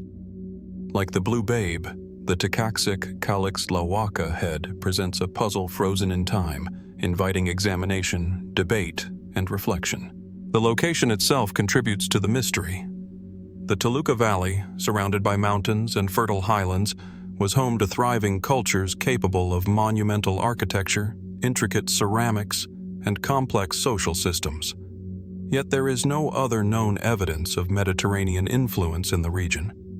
The figurine stands alone, a solitary anomaly amid a rich archaeological landscape, its origin and meaning veiled by time. What cultural forces, aesthetic decisions, or historical accidents led to its creation? How many other objects, subtle and easily overlooked, might exist in museum storerooms or buried within unexcavated tombs, challenging our understanding in similar ways? The Tecaxic-Calixtlahuaca Head, like the mysteries we have traced across continents, from the Baigong pipes in China to the geoglyphs of Arizona, the Plain of Jars, and the Shigir idol, invites contemplation of the limits of human knowledge. It is a reminder that the archaeological record is incomplete, that anomalies exist which strain explanations, and that history is never as neat or predictable as we might hope. Each artifact, each discovery, holds the potential to expand the narrative, revealing complexities that conventional frameworks may overlook. And so, the Tecaxic-Calixtlahuaca Head endures, small yet profoundly unsettling, prompting us to ask difficult questions. How did ideas, styles, or influences traverse vast distances in antiquity? Could we have overlooked evidence of long-forgotten contact between distant civilizations? Or is this artifact a testament to the endless creativity of human beings, capable of producing forms that echo worlds far removed from their own? The head rests quietly in its display or storage, yet it commands attention across centuries. Its silent gaze challenges assumptions, urging us to explore further, question deeper, and remain open to the possibility that the past is filled with enigmas, artifacts that should not exist yet do, quietly reshaping our understanding of human history. From the highlands of Mexico, where the Tecaxic-Calixtlahuaca Head quietly challenges our assumptions about pre-Columbian contact, we journey south to the arid valleys of Peru, where another mystery waits in plain sight. Scattered across the desert near the town of Ica are thousands of smooth black stones, each etched with intricate carvings depicting scenes that range from the mundane to the fantastical. These are the Ica Stones, objects that have fascinated, perplexed, and divided researchers for decades, raising questions about history, knowledge, and human imagination. The stones vary in size from palm-sized pebbles to large slabs weighing several kilograms. Their surfaces are polished to a dark sheen, and etched across them are depictions of humans, animals, plants, and strange machinery. Some carvings illustrate detailed agricultural practices, medical procedures, or astronomical charts. Others portray creatures that seem impossible, a combination of dinosaurs, humans, and hybrid forms. The craftsmanship is meticulous, with lines finely incised and compositions carefully proportioned. Each stone is a tableau, a fragment of a story frozen in stone, demanding attention and contemplation. The Ica Stones first entered public consciousness in the mid-20th century, when Dr. Javier Cabrera, a Peruvian physician, began collecting and studying them. Cabrera was captivated by the apparent knowledge encoded in the carvings, particularly the depictions of surgical procedures and paleontological creatures. Some stones illustrate brain surgery, cesarean sections, or complex dentistry, suggesting a sophistication of medical knowledge that seems extraordinary for the apparent age of the stones. Others depict dinosaurs in interaction with humans, an anachronism that has fueled speculation and controversy ever since. Mainstream archaeology and paleontology have been cautious, even skeptical. Many researchers argue that the stones are modern creations, produced within the last few centuries, often by local artisans aware of dinosaurs and contemporary knowledge. Some suggest that Cabrera may have encouraged or even facilitated their creation. Yet attempts to dismiss the stones entirely fail to account for their sheer number, diversity, and the consistent style of etching across hundreds or thousands of pieces. Whether ancient, modern, or a combination of both, the stones undeniably provoke questions about the transmission of knowledge, symbolism, and belief. The context of the stones adds to their enigma. Many were discovered in natural outcrops, scattered across hillsides or hidden within ravines, sometimes near ancient burial sites or archaeological remains. This spatial distribution implies intentionality, yet precise dating has proven nearly impossible. The stones themselves, composed of igneous or metamorphic material, cannot be directly dated, and the sediment in which they were found often lacks clear stratigraphy. Without firm chronological anchors, we are left to interpret their meaning and origins based on style, subject matter, and comparative analysis, an inherently uncertain process. Speculative interpretations abound. Some propose that the stones represent a lost civilization with advanced knowledge of medicine, astronomy, or paleontology, an echo of a culture far older and more sophisticated than currently documented. Others suggest they encode symbolic or ritual meaning, using anachronistic imagery to convey cosmological or philosophical ideas. The depictions of dinosaurs, for example, could be allegorical rather than literal, representing chaos, danger, or divine forces, rather than evidence of human coexistence with prehistoric creatures. Even so, the precision of the carvings compels consideration. Why create forms that are anatomically detailed and scientifically accurate unless the artist had some form of reference, observation, or inherited knowledge? The stones also raise questions about human creativity and storytelling. If they are modern forgeries, they are the product of immense skill, imagination, and cultural engagement. If ancient, they suggest that humans possessed knowledge and techniques that challenge our assumptions about technological and intellectual development. In either case, they are objects that provoke reflection on the boundaries of history, perception, and belief. What drives humans to inscribe meaning into stone? How do myths, memory, and knowledge intersect to produce artifacts that endure for centuries or millennia? Observing the Ica Stones today, one is struck by the juxtaposition of the familiar and the impossible. Agricultural scenes, animals, and human activity anchor the images in the recognizable, while dinosaurs, fantastical machines, and hybrid creatures stretch the imagination. The stones invite engagement on multiple levels, as evidence, as art, as puzzle, and as narrative. Their presence is both intimate, with the smoothness of each stone fitting comfortably in the hand, and expansive, hinting at stories that reach across time and culture. The Ica Stones, like the Tecaxic-Calixtlahuaca Head and other anomalies we have encountered, challenge our assumptions about chronology, knowledge, and cultural exchange. They ask us to consider what might be lost, misunderstood, or overlooked in the archaeological record. Could they preserve traces of forgotten civilizations, long-lost scientific knowledge, or purely imaginative representations whose creators sought to communicate with posterity in ways we can barely perceive? Or are they reminders of the human fascination with the impossible, the allure of mystery, and the enduring impulse to create objects that defy explanation?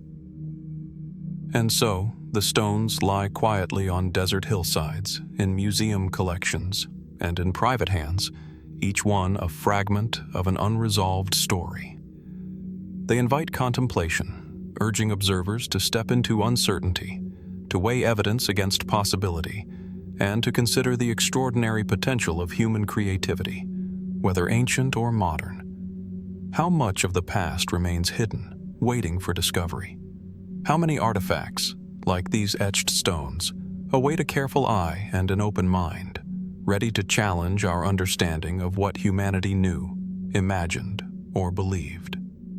The Ica Stones endure as silent witnesses, enigmatic and compelling, reminding us that history is never fixed, never entirely transparent.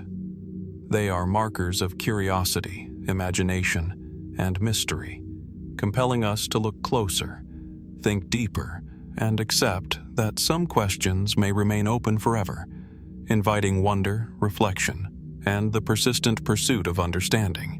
The Brazilian landscape stretches vast and untamed, where dense forests give way to rocky outcrops that seem almost to rise out of the earth itself. Among these natural formations, one site stands apart, not for its size or grandeur, but for the enigma etched into its very surface. The Ica Stone, located in the northeastern state of Paraíba, is an enormous rock face, its dark granite glinting faintly under the tropical sun, carved with thousands of symbols whose meaning has eluded scholars for centuries. As one approaches, the sheer scale of the inscriptions becomes apparent. They stretch across more than 250 meters, forming intricate patterns that ripple across the stone like an ancient, undeciphered code. At first glance, the carvings seem almost geometric. Lines, spirals, dots, and what appear to be constellations. Some figures resemble animals or abstract forms, but none correspond exactly to any known writing system. Archaeologists suggest that these petroglyphs were created by indigenous peoples hundreds, perhaps even thousands, of years ago. Radiocarbon dating of nearby sites suggests a timeline that could stretch back to pre-Columbian civilizations, yet no written record or oral history has survived that might explain their purpose. Here lies the first layer of mystery. Why would an ancient people dedicate immense labor to a rock face without leaving any context for its meaning? Mainstream interpretations propose that the Ica Stone may have served as a calendar or astronomical observatory. Certain symbols seem to align with solstices or lunar cycles, hinting at a sophisticated understanding of celestial patterns. Researchers have painstakingly charted these alignments, mapping the stars and the sun across the granite surface. Could these markings represent an early attempt to track time, to harmonize human activity with the movements of the cosmos? It is a plausible explanation, and yet the sheer number of symbols, and their apparent randomness in some areas, resists simple categorization. Even if the stone were a celestial map, why would the creators choose such an isolated location, carving into a massive granite wall rather than recording their observations in more portable or accessible forms?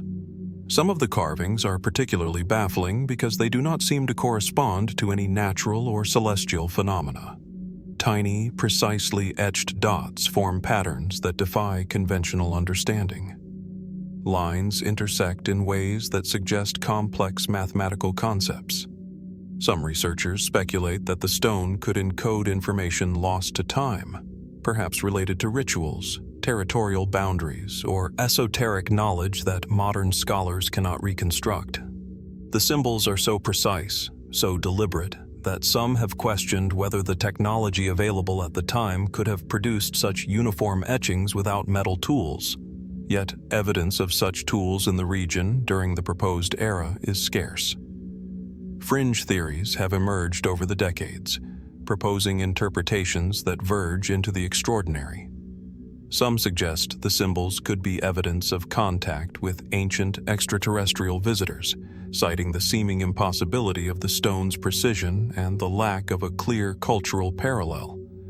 Others hypothesize that the Ica Stone may contain encoded messages, cosmic instructions, spiritual blueprints, or even warnings from a civilization that predates human memory. While these ideas remain speculative, they capture the imagination precisely because the site resists a single authoritative explanation. There is a palpable sense that the stone was designed to endure, to communicate something beyond the immediate comprehension of its observers. The physical characteristics of the rock itself add another layer of intrigue. Granite is among the hardest stones to carve, and yet the Ica Stone's surface is etched so deeply that many lines have endured centuries of rain, wind, and sun with astonishing clarity. In some areas, symbols appear to overlap older carvings, suggesting a continuity of use or reinterpretation over generations. How were these inscriptions maintained? What motivated their creators to return again and again to this granite canvas? Each question invites more speculation, but the answers remain elusive. As one walks along the base of the stone, the air feels heavy with history, as though the carvings themselves are alive, whispering across the centuries. There is an undeniable sense of intentionality, a message, perhaps, preserved in the most enduring medium available to these ancient peoples. And yet, for all the careful measurements, astronomical alignments, and painstaking cataloging, the full significance of the Ica stone remains just out of reach. What did these symbols mean to those who first etched them?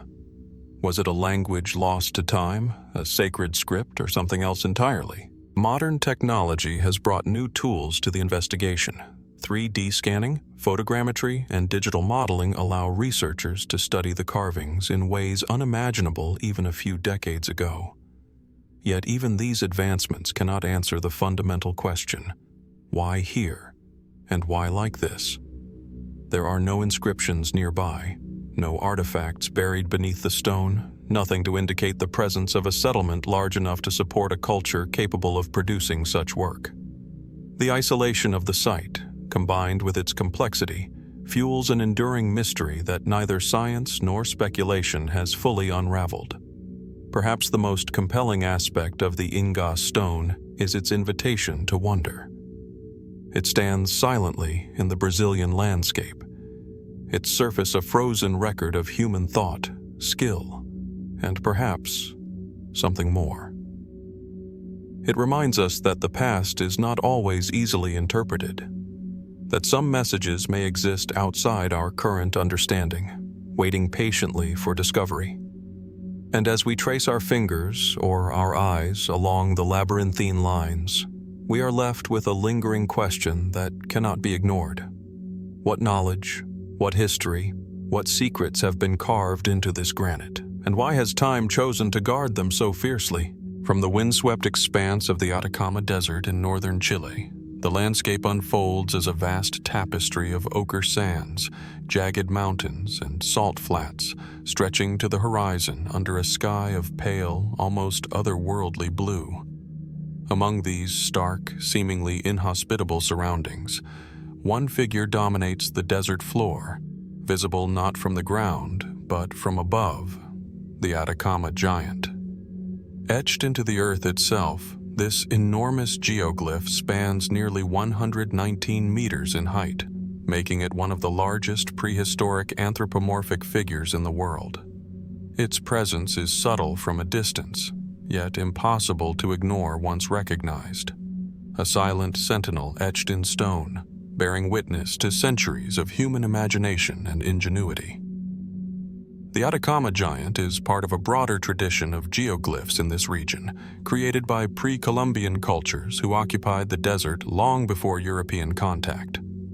Unlike the rock carvings of Brazil's Ica stone, the giant's form emerges from the careful removal of darker stones to reveal lighter soil beneath, a technique requiring planning, precision, and intimate knowledge of the desert terrain. Its shape is unmistakable: a humanoid figure with exaggerated features, a pronounced head, and extended arms that seem to gesture across the desert.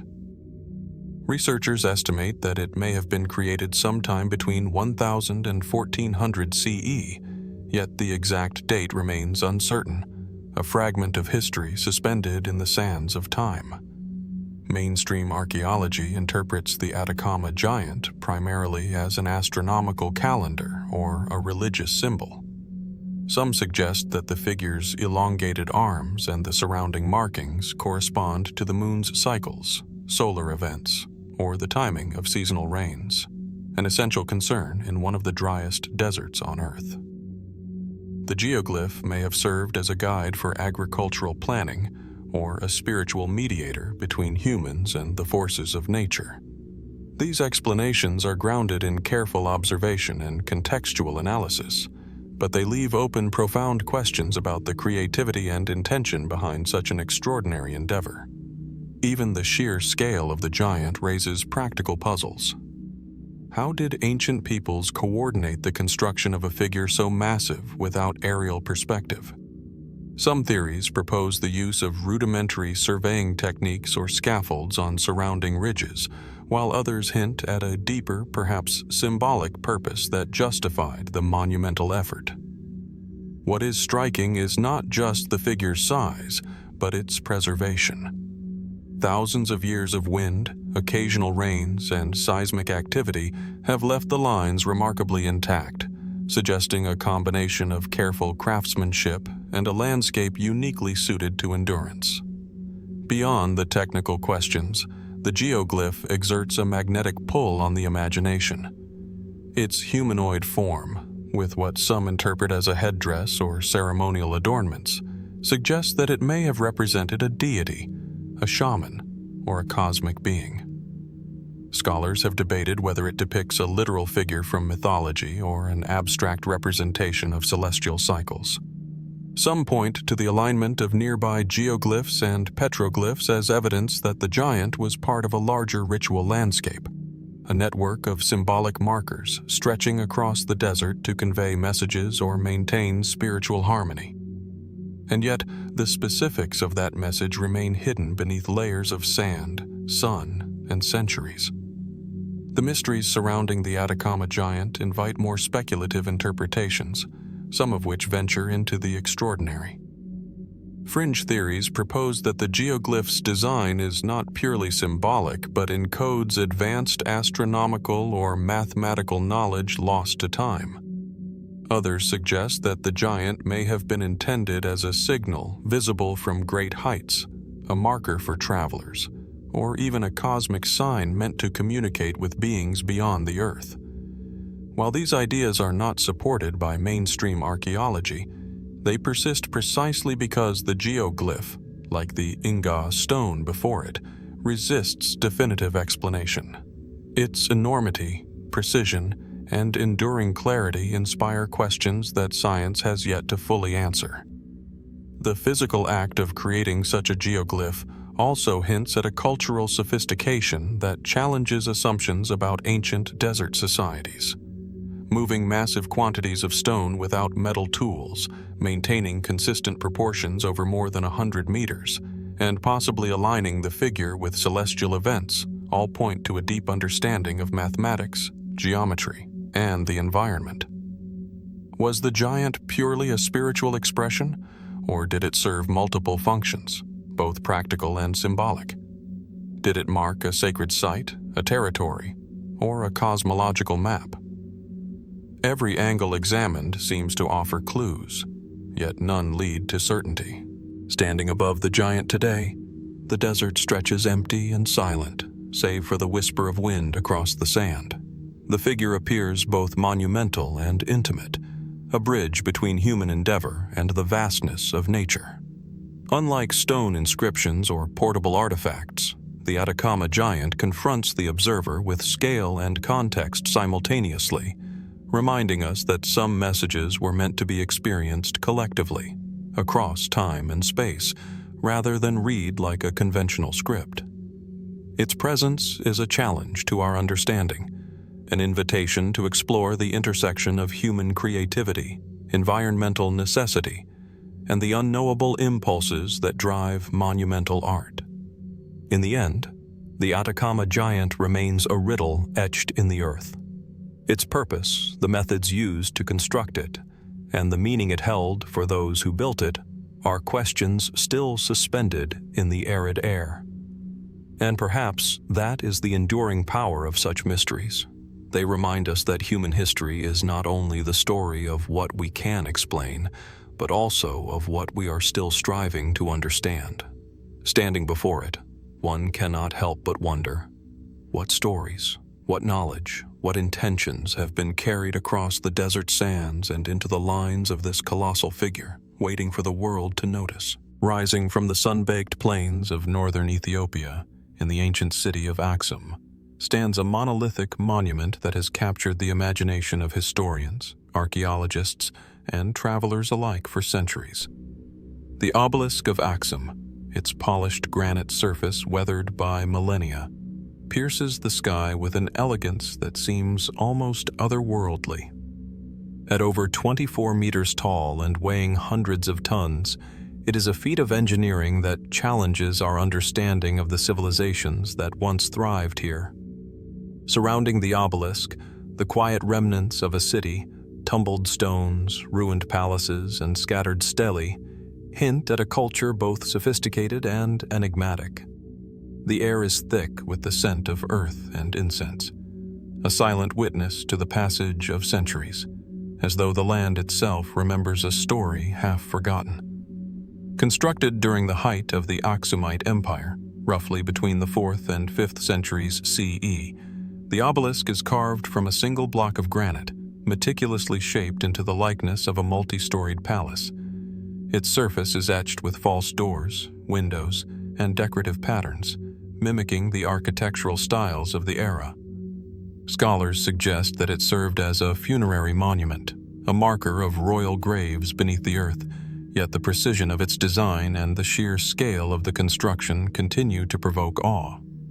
How did a civilization, remarkable yet distant in time and technology, manage to quarry, transport, and erect such a colossal stone without the machinery we now consider indispensable? Some explanations are grounded firmly in historical evidence.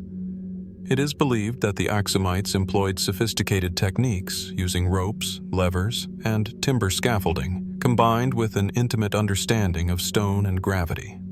Ancient inscriptions and local lore hint at a society with a complex social structure, capable of mobilizing large numbers of skilled laborers for monumental projects. Trade connections with the Roman Empire and India suggest that Aksum was no isolated city. It was a hub of commerce, culture, and ideas. Perhaps the obelisk is simply a testament to human ingenuity, a triumph of coordination, ambition, and craftsmanship. Yet, as one studies the obelisk, questions emerge that are not so easily answered. The stone itself is of a type found in quarries miles away from the city. Transporting it would have required immense planning and effort, possibly involving rollers, sledges, or even water transport along ancient river routes. But no definitive traces of such systems have been found. And while the Aksumites were undoubtedly skilled, the level of precision achieved, particularly the obelisk's balanced form and the seeming alignment with celestial markers, hints at knowledge that exceeds what conventional archaeology can fully explain. Could the builders have possessed architectural insights now lost to time? Or is there something more enigmatic, perhaps symbolic, encoded within its form? The obelisk's journey through history only deepens the mystery. In 1937, during the Italian occupation of Ethiopia, it was uprooted and transported to Rome, where it stood for decades in the Piazza di Porta Capena. The feat of moving such a massive monolith across continents, over land and sea, was itself extraordinary. In 2005, after years of negotiation and meticulous planning, the obelisk was returned to Aksum, a triumphant homecoming that required modern engineering marvels. Even today, watching the obelisk rise once more from the Aksumite soil, one can sense an almost spiritual resonance, as if the monument, displaced and restored, carries a memory far older than the centuries of human hands that have touched it. Beyond its engineering wonders, the obelisk also holds a mysterious cultural and perhaps metaphysical weight. Local traditions speak of Aksum as the resting place of the Ark of the Covenant, a claim woven into centuries of legend and spiritual belief. While there is no concrete evidence linking the obelisk to such sacred artifacts, the proximity of this colossal monument to the city's religious sites invites speculation. Was the obelisk merely commemorative, or did it also serve a ceremonial or astronomical purpose? Some researchers have noted possible alignments with the solstices, suggesting that the monument could have functioned as a kind of celestial marker, guiding rituals or calendars long since forgotten. How much of the obelisk's design was practical, and how much symbolic, encoding knowledge or beliefs that we are only beginning to glimpse? The very nature of Aksum itself compounds the mystery. Once the heart of a powerful empire that controlled trade across the Red Sea and into the Mediterranean, much of its history is shrouded in uncertainty. Inscriptions in the ancient Ge'ez script provide tantalizing clues but remain largely undeciphered by casual observers. The obelisks, standing like sentinels over a city whose stories have been eroded by time, offer only fragments of understanding. They are precise, deliberate, and yet in many ways, unknowable. They invite the mind to wander through possibilities, advanced knowledge of engineering, connections with distant civilizations, or even influences that defy straightforward historical explanation. Standing at the base of the obelisk of Axum, one feels both the weight of the stone and the weight of history pressing in. It is a monument to human ambition, certainly, but also a silent question mark stretching skyward. Did the Axumites intend to leave behind a message for future generations, encoded in granite, waiting to be deciphered? Or is the obelisk simply the echo of a civilization whose grandeur is now only partially understood? Its presence commands patience and reflection, urging us to consider not just how it was built, but why, and what we might still be missing. As the sun sets over the plains, casting long shadows that stretch across the weathered carvings, the obelisk seems almost alive, a living relic of a past that refuses to be fully tamed by history. It is both magnificent and mysterious, a physical enigma that challenges our understanding of human capability. Perhaps the true story of the obelisk of Axum is not written in texts or records, but in the questions it continues to raise. Questions about ambition, ingenuity, and the depths of knowledge a society can achieve, sometimes without leaving a clear record. And as night falls over Axum, one cannot help but wonder, what other secrets lie buried beneath the sands, waiting for the patient eyes of future explorers to uncover them? From the dense forests and rolling hills of New Hampshire, Lake Winnipesaukee stretches over 70 square miles, its glassy surface reflecting the sky like a polished mirror. On a quiet summer morning, when the mist lingers over the water and the distant mountains appear softened by haze, one might hardly suspect that beneath its serene expanse lies a story that has puzzled locals and researchers for decades.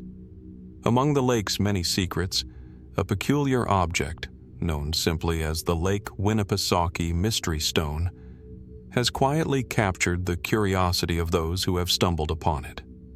Its existence raises questions not only about the region's history, but about the nature of evidence and the boundaries of what we consider possible. The stone itself is unassuming at first glance, roughly the size of a small boulder weathered by centuries of water and ice. Its surface is covered with unusual markings, geometric lines, grooves, and symbols that do not resemble anything naturally occurring. Some are circular, others angular, intersecting in patterns that suggest deliberate intent. When examined closely, the markings appear almost too precise, as if someone, or something, had etched them with careful attention. Local accounts describe the stone as occasionally appearing in places where it had not been seen before, or being discovered at varying depths beneath the lake's shallow waters, raising questions about whether it has moved over time, naturally or otherwise. Scholars and geologists have offered a number of conventional explanations. Some suggest that the grooves are the result of glacial movement during the last ice age, when enormous sheets of ice scoured the landscape, carving grooves into rocks as they advanced and receded. Others propose that the stone may have been shaped by Native American inhabitants of the region, perhaps as a tool or ceremonial object, though no definitive link has been established. Artifacts from the indigenous peoples of the area, primarily the Abenaki, demonstrate advanced craftsmanship, yet the stone's form and markings are unlike anything found in the broader archaeological record of the region. Even so, the more one studies the stone, the more elusive it becomes. The geometric precision of some of the carvings seems almost deliberate, hinting at knowledge of mathematics or symbolism that may have been uncommon for early settlers. Certain circles and angles align in ways that have prompted speculation about astronomical purposes. Could the stone have functioned as a rudimentary calendar, marking solstices or other celestial events?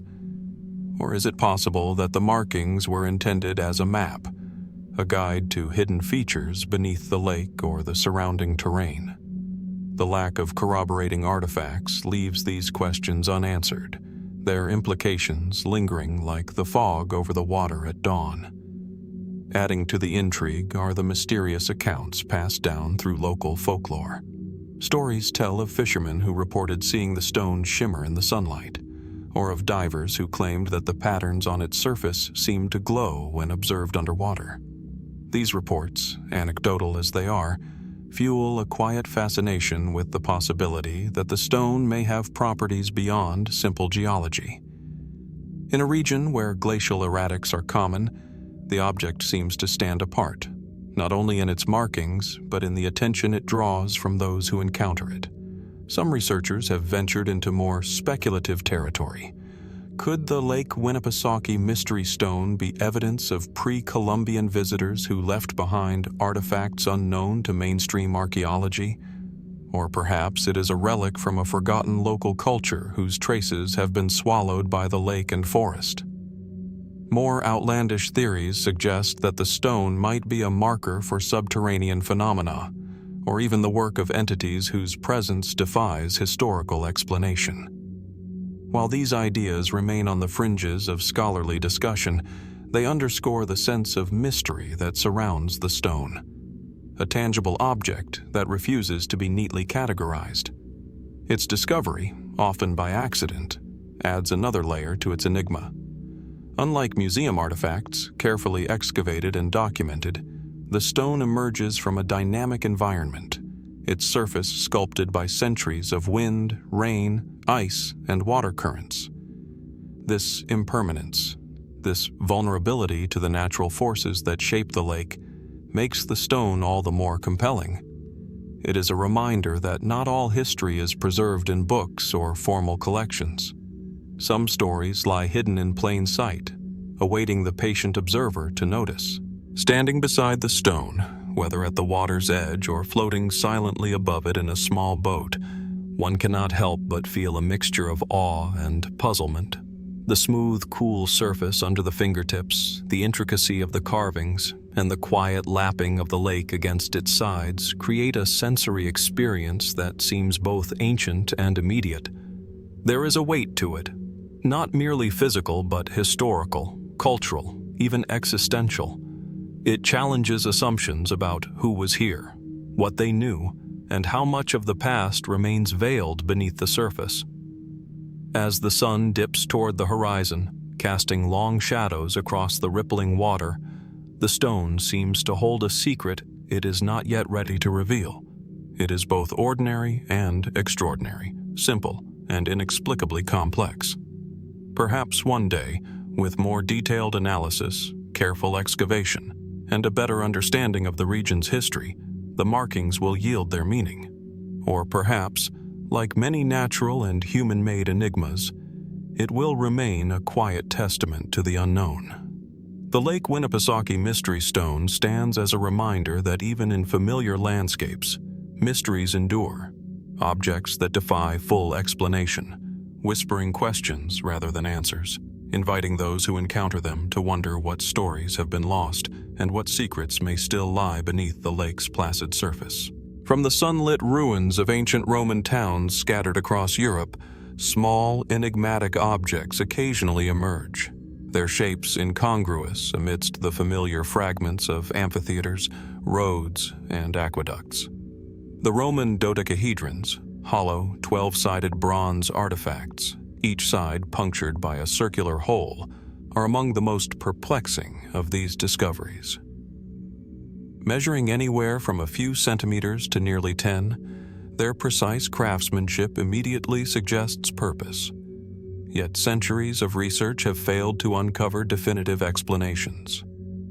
Holding one in the palm of your hand, its smooth bronze surface worn by time, one feels the weight of a civilization's ingenuity paired with an inexplicable silence, as if the object itself is guarding a secret lost to history. The first dodecahedrons were discovered in the late 19th century, buried in soil or hidden within the ruins of villas and fortresses from Britain to Hungary. Since then, over 100 examples have been catalogued, each remarkably similar yet distinct in size, detail, and the diameters of their circular openings. What immediately strikes the observer is the symmetry and precision. 12 pentagonal faces, each pierced with a perfectly round hole, connecting internally to a hollow center. No inscriptions, no decorative flourishes, only geometry, clean and deliberate. The more one examines them, the more the question arises: why build such an object? Mainstream archaeologists have proposed a range of practical explanations. Some suggest that the dodecahedrons were candlestick holders, the holes designed to cradle candles of varying thickness. Others speculate they served as measuring devices, perhaps for knitting or gauging the diameter of metal rods. There are also suggestions of astronomical use, noting that the size of the holes could correspond to the apparent diameter of celestial bodies at different distances. These explanations are grounded in logic and evidence, and yet none can fully account for the widespread distribution, uniform craftsmanship, or the absence of written records describing their function. The dodecahedron's very material, bronze, adds another layer of mystery. Bronze was a valuable resource in Roman times, carefully allocated for coinage, weaponry, and ceremonial objects. The fact that these objects were produced with such care, and often buried or hidden, implies a significance beyond mere utility. Was it common for everyday tools to be crafted with such attention? Or did the dodecahedrons occupy a space between practicality and ritual, somewhere the functional overlapped with the symbolic? Some researchers have turned to more speculative ideas. Could these objects have been used in divination or fortune-telling, their hollow forms and perforations facilitating calculations or predictions unknown to us today? Others have proposed that they were toys, ceremonial implements, or even objects of status, carried as charms by wealthy Romans. Their geometric perfection and portability hint at a purpose that required careful handling. Yet for all these theories, the lack of contextual evidence leaves the imagination to roam freely. Equally puzzling is the geographic pattern of their discovery. Dodecahedrons have been unearthed along the northern borders of the Roman Empire, in regions that were military frontiers or outposts. Some historians suggest that they may have had a military or surveying function, perhaps related to measuring distances, angles, or artillery trajectories. Others note the absence of dodecahedrons in the empire's core provinces, implying a purpose tied specifically to the periphery. Could these objects have been tools for engineers, for travelers, for those operating at the margins of Roman authority? Or is their concentration along the edges merely a coincidence, an accident of preservation? Examining a dodecahedron closely, one cannot help but notice the subtle variations between individual pieces. The diameters of the holes differ, and the edges sometimes bear traces of intentional shaping or smoothing. Were these adjustments functional, designed for specific tasks or users, or were they decorative choices, expressions of craftsmanship whose meaning is now lost? The absence of inscriptions intensifies the enigma. Unlike coins or military equipment which carry dates, names, or maker's marks, dodecahedrons speak through form alone, challenging historians to interpret intention from geometry rather than text. Modern experiments have attempted to test various theories. Researchers have tried to use replicas as candle holders, knitting gauges, measuring devices, and even dice, but each explanation leaves gaps, anomalies, or impracticalities. The objects resist simple categorization, their function eluding replication in a modern context. Perhaps this is the essence of the mystery, a tangible artifact that demands inquiry yet refuses to yield a definitive answer. In their silence, the dodecahedrons hint at knowledge, ritual, or practice that has not survived in other forms, a fragment of a past partially illuminated but ultimately obscured. As one holds a dodecahedron, feeling the weight of its bronze, tracing the edges of its pentagons and peering through its perforations, a sense of temporal dislocation emerges. Here is an object that once passed from hand to hand, perhaps centuries ago, in the homes, workshops, or forts of the Roman Empire. It embodies skill, care, and a purpose that mattered deeply to its makers. And yet, today, its meaning is a question mark, an artifact of absence as much as presence. The Roman Dodecahedrons remind us that history is not always a story of completeness and certainty. Sometimes it is a puzzle, inviting reflection, speculation, and humility. What knowledge did the Romans possess that is now obscured? What cultural or technological practices have been lost beneath the centuries of change? And why, of all objects, have these 12-sided forms persisted, both in the archaeological record and in our imagination, challenging our assumptions about the past? They are artifacts that refuse to be fully explained.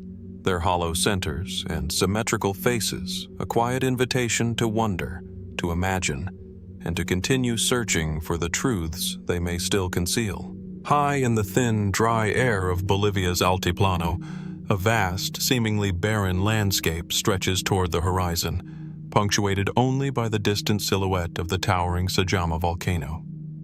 Beneath the sun's stark glare, the ground appears deceptively ordinary, salt-encrusted, cracked, and littered with rocks. But from above, the terrain reveals a hidden, almost alien pattern etched across the earth. These are the Sajama lines, a network of straight, shallow grooves cut into the desert surface, extending for kilometers in every direction, crisscrossing the high plains in precise, geometric arrangements. Their full scale is nearly impossible to comprehend from the ground, and yet, once glimpsed from the air, they form a landscape of startling order, hinting at intentions and knowledge that remain profoundly mysterious. The lines are simple in construction, shallow depressions in the soil, often just 10 to 15 centimeters deep, but astonishingly straight and consistent over vast distances. Some stretch uninterrupted for tens of kilometers, crossing hills, valleys, and riverbeds.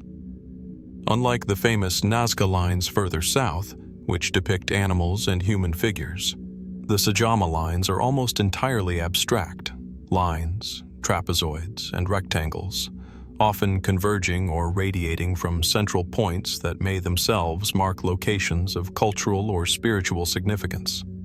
Scholars estimate that these lines were created by the Aymara people centuries before European contact, yet, frustratingly, the exact timeline remains uncertain. Conventional explanations suggest that the lines functioned as ritual pathways. Many researchers propose that they served as processional routes for ceremonies, guiding participants across the landscape in honor of deities or ancestral spirits. Others speculate that they delineated territory, marked trade routes, or acted as navigational aids in an otherwise featureless expanse. Such interpretations are grounded in ethnographic studies and the cultural practices of the indigenous communities in the region, whose traditions emphasize the interplay between the landscape, sacred mountains, and ritual movement. Yet even these explanations cannot fully account for the sheer scale, precision, and endurance of the lines. From a technical standpoint, the creation of the Sajama lines is deceptively complex. The Aymara, or their predecessors, removed only the top layer of soil, exposing lighter, compacted earth beneath, creating a subtle contrast that has endured for centuries, despite wind and erosion.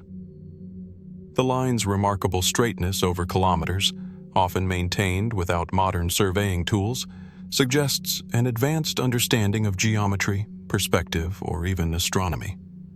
Did their creators use simple sighting techniques, or were more sophisticated methods employed to ensure such precision? And if the lines were purely functional, processional routes, boundaries, or guides, why were they created on such a scale, often in locations inaccessible or impractical for daily use? Speculative theories invite further intrigue. Some researchers propose that the Sajama lines could encode astronomical or calendrical information, aligning with solstices, equinoxes, or other celestial phenomena. Others have noted that many of the lines appear to converge toward sacred mountains, volcanoes, and springs, raising the possibility that the network represents a kind of spiritual map, connecting key points across the high plains in a way that is invisible at ground level but evident from the sky. Could the lines have been designed to be read by observers from above? If so, this hints at knowledge and intention that far exceeds what one might expect from a pre-Columbian society operating without aerial perspectives. The cultural context of the lines adds layers of mystery. In Aymara cosmology, mountains and natural landmarks are imbued with spiritual significance, serving as both protectors and communicators between humans and the divine. It is conceivable that the lines functioned as conduits for ritual energy or as symbolic representations of relationships between communities, sacred sites, and natural forces. Yet despite the best efforts of archaeologists and anthropologists, much of this remains speculative. The creators left no written records, no explanatory inscriptions, only these vast, enduring patterns carved into the earth. Equally intriguing is their endurance over time. In an environment exposed to wind, rain, and occasional volcanic activity, the lines remain remarkably intact. Unlike fragile pictographs or perishable artifacts, these grooves have survived centuries, enduring as silent witnesses to a lost world view. This durability has prompted some to wonder whether their creators intended such longevity. Were the Sajama lines meant to be permanent, a lasting testament to human interaction with the land? Or was their endurance an unintended consequence of careful craftsmanship and environmental conditions? Standing at the edge of one of these lines, looking across the high-altitude desert, the effect is at once humbling and disorienting. The lines stretch straight and true into the distance, defying natural irregularities, as if the earth itself were drawn by invisible hands.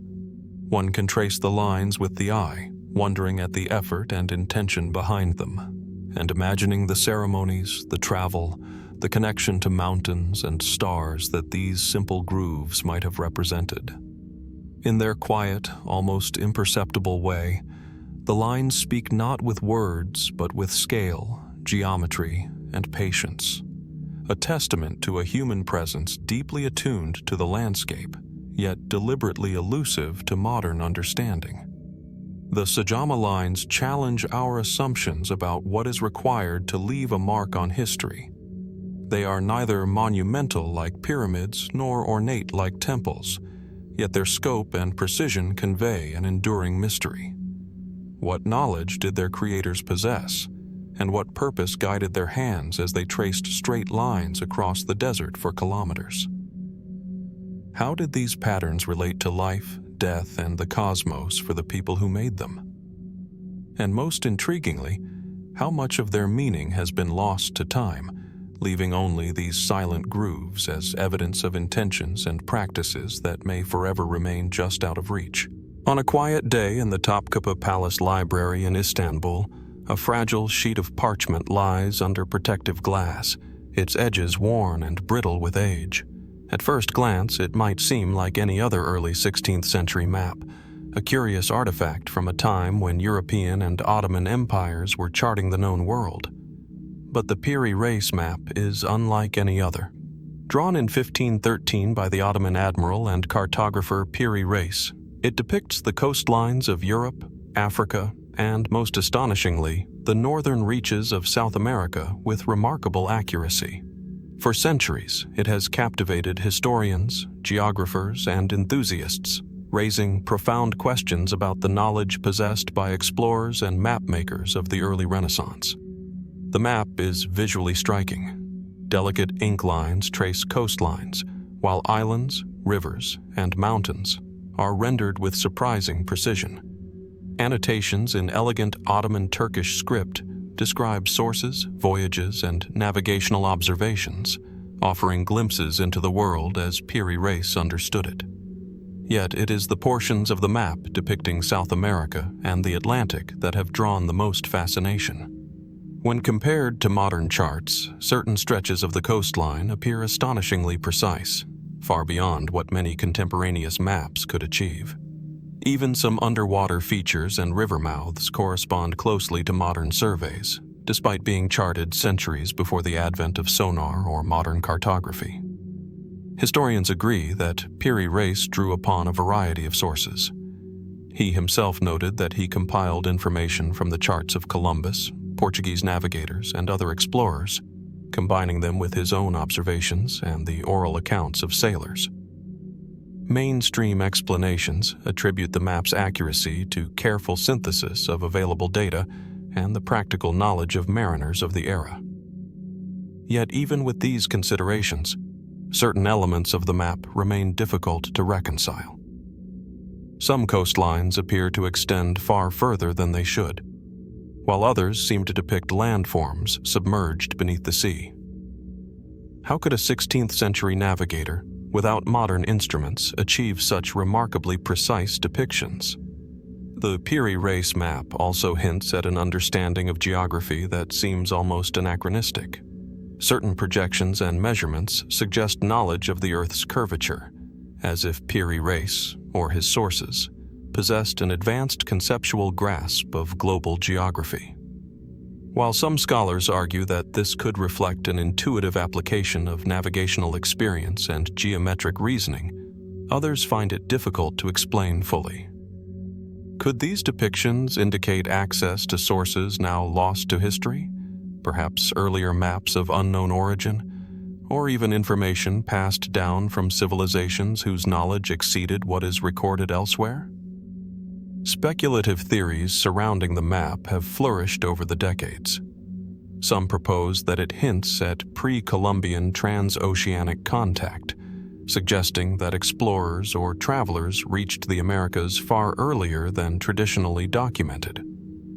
Others suggest that submerged coastlines visible on the map correspond to ice-free regions of Antarctica, sparking controversy over whether ancient civilizations possessed knowledge of lands yet to be officially discovered. While these ideas remain contentious and widely debated, they highlight the persistent fascination the map inspires, challenging conventional narratives of exploration and discovery. The map's survival itself adds to its mystique. It is one of only a few fragments that have endured, partially damaged by time and fire. Its incomplete nature means that large portions of the world remain unrepresented or are missing entirely, leaving scholars to wonder what might have been included in its original entirety. The missing sections tantalize with the possibility of revealing further knowledge, though the absence only deepens the sense of enigma. Here is an object both tangible and ephemeral, carrying the weight of centuries yet preserving tantalizing gaps that fuel speculation and inquiry. What is perhaps most compelling is the sense that the Piri Reis map is more than a tool. It is a window into the minds and experiences of explorers, cartographers, and sailors navigating a world in transition.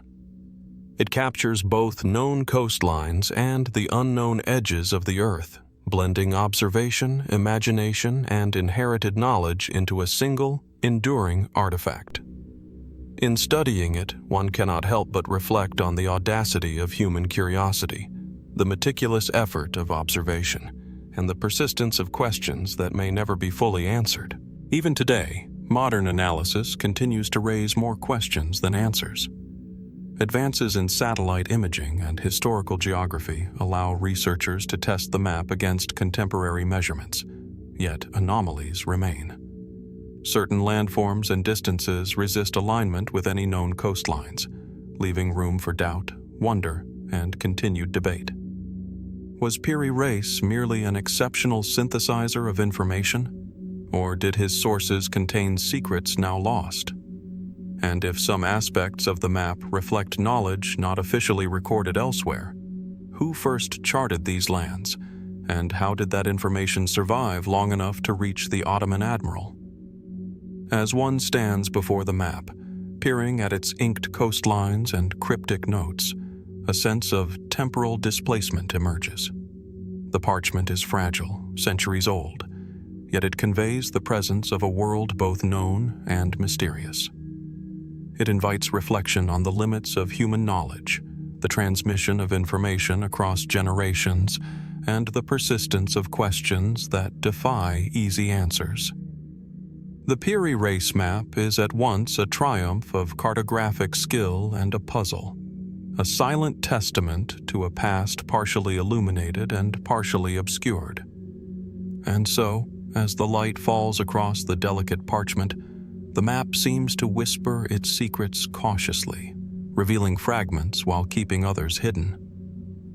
It is a reminder that even in the age of exploration, some mysteries endure, and that our understanding of the world, past and present, is shaped as much by the questions we ask as by the answers we find.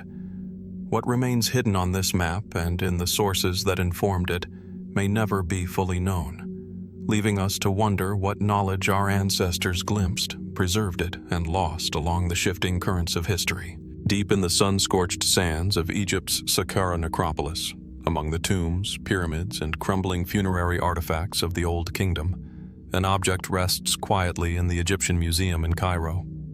At first glance, it appears deceptively simple. A small wooden figurine, no more than 15 centimeters long, carved in the shape of a bird with outstretched wings. Its craftsmanship is delicate, the wood worn smooth by millennia, and the details subtle yet deliberate. Known today as the Saqqara bird, this unassuming artifact has fascinated historians, archaeologists, and aviation enthusiasts alike, provoking questions that continue to echo across time. Could this small wooden bird represent more than mere artistic representation? Could it hint at knowledge of flight long before the modern era?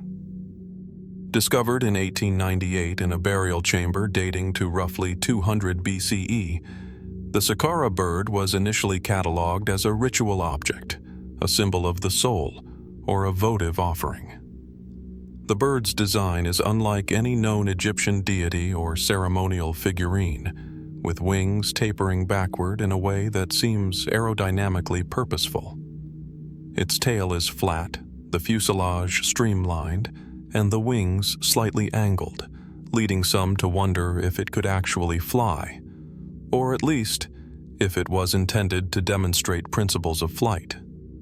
The artifact's simplicity belies a subtle sophistication, and its curious design invites speculation about whether it was merely symbolic or functional in ways we cannot easily discern. Mainstream Egyptologists generally interpret the object as a ceremonial or symbolic figure. Birds, after all, were powerful symbols in Egyptian culture, representing the soul's journey to the afterlife, divine messengers, or manifestations of gods, such as Horus. It is conceivable that the Saqqara bird served as a talisman, a funerary object intended to guide the spirit of the deceased, or to represent freedom and transcendence. From this perspective, the aerodynamic features are artistic flourishes, not technical designs, yet the precision of its form continues to intrigue those with a fascination for aerodynamics and ancient ingenuity. The intrigue deepens when the bird is examined from a scientific perspective. In the 1960s and 1970s, French engineers and aviation enthusiasts conducted wind tunnel tests on replicas of the Saqqara bird, observing its flight characteristics. To their surprise, the object displayed properties consistent with a glider, capable of stable flight under controlled conditions. Its center of gravity, wing shape, and fuselage proportions appeared to correspond to aerodynamic principles unknown to civilizations of its era. Could the ancient Egyptians, celebrated for their monumental engineering feats, have also possessed a conceptual understanding of flight? Or is this coincidence, a case of human imagination projecting modern interpretations onto a symbolic artifact? Speculative theories abound, ranging from the plausible to the extraordinary. Some propose that the Saqqara bird was an experimental toy, a miniature model to test design principles in the same way that Leonardo da Vinci later sketched flying machines. Others suggest it may have served as a ceremonial glider, launched during rituals to symbolize the soul's journey or to reenact mythic flights. Fringe theories take the speculation even further, positing that the bird indicates contact with advanced knowledge, lost technologies, or even extraterrestrial influence, a hypothesis that remains entirely unverified but illustrates the magnetism of the artifact's mystery. Yet, for all these possibilities, significant questions remain. There is no textual evidence from the period that describes the bird's function. No depictions of flight devices exist in tomb reliefs or papyri contemporaneous with the artifact. Its context, buried in a tomb, suggests a ritualistic purpose, yet its design undeniably invites curiosity about functionality. How did the craftsmen conceive such proportions? Did they observe the flight of real birds and attempt to replicate it in miniature, or was the bird intended as an intellectual exercise, a symbolic model rather than a practical one? The Saqqara bird challenges assumptions about the limits of ancient knowledge.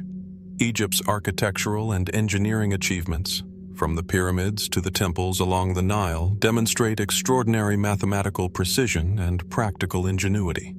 Could the same minds that designed massive stone structures have contemplated principles of aerodynamics, even in miniature?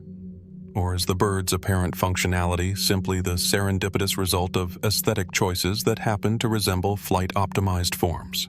Holding a replica in the hand, one notices the object's subtle curves, the tapering wings, and the delicate fuselage, imagining how it might respond if launched, caught in the wind.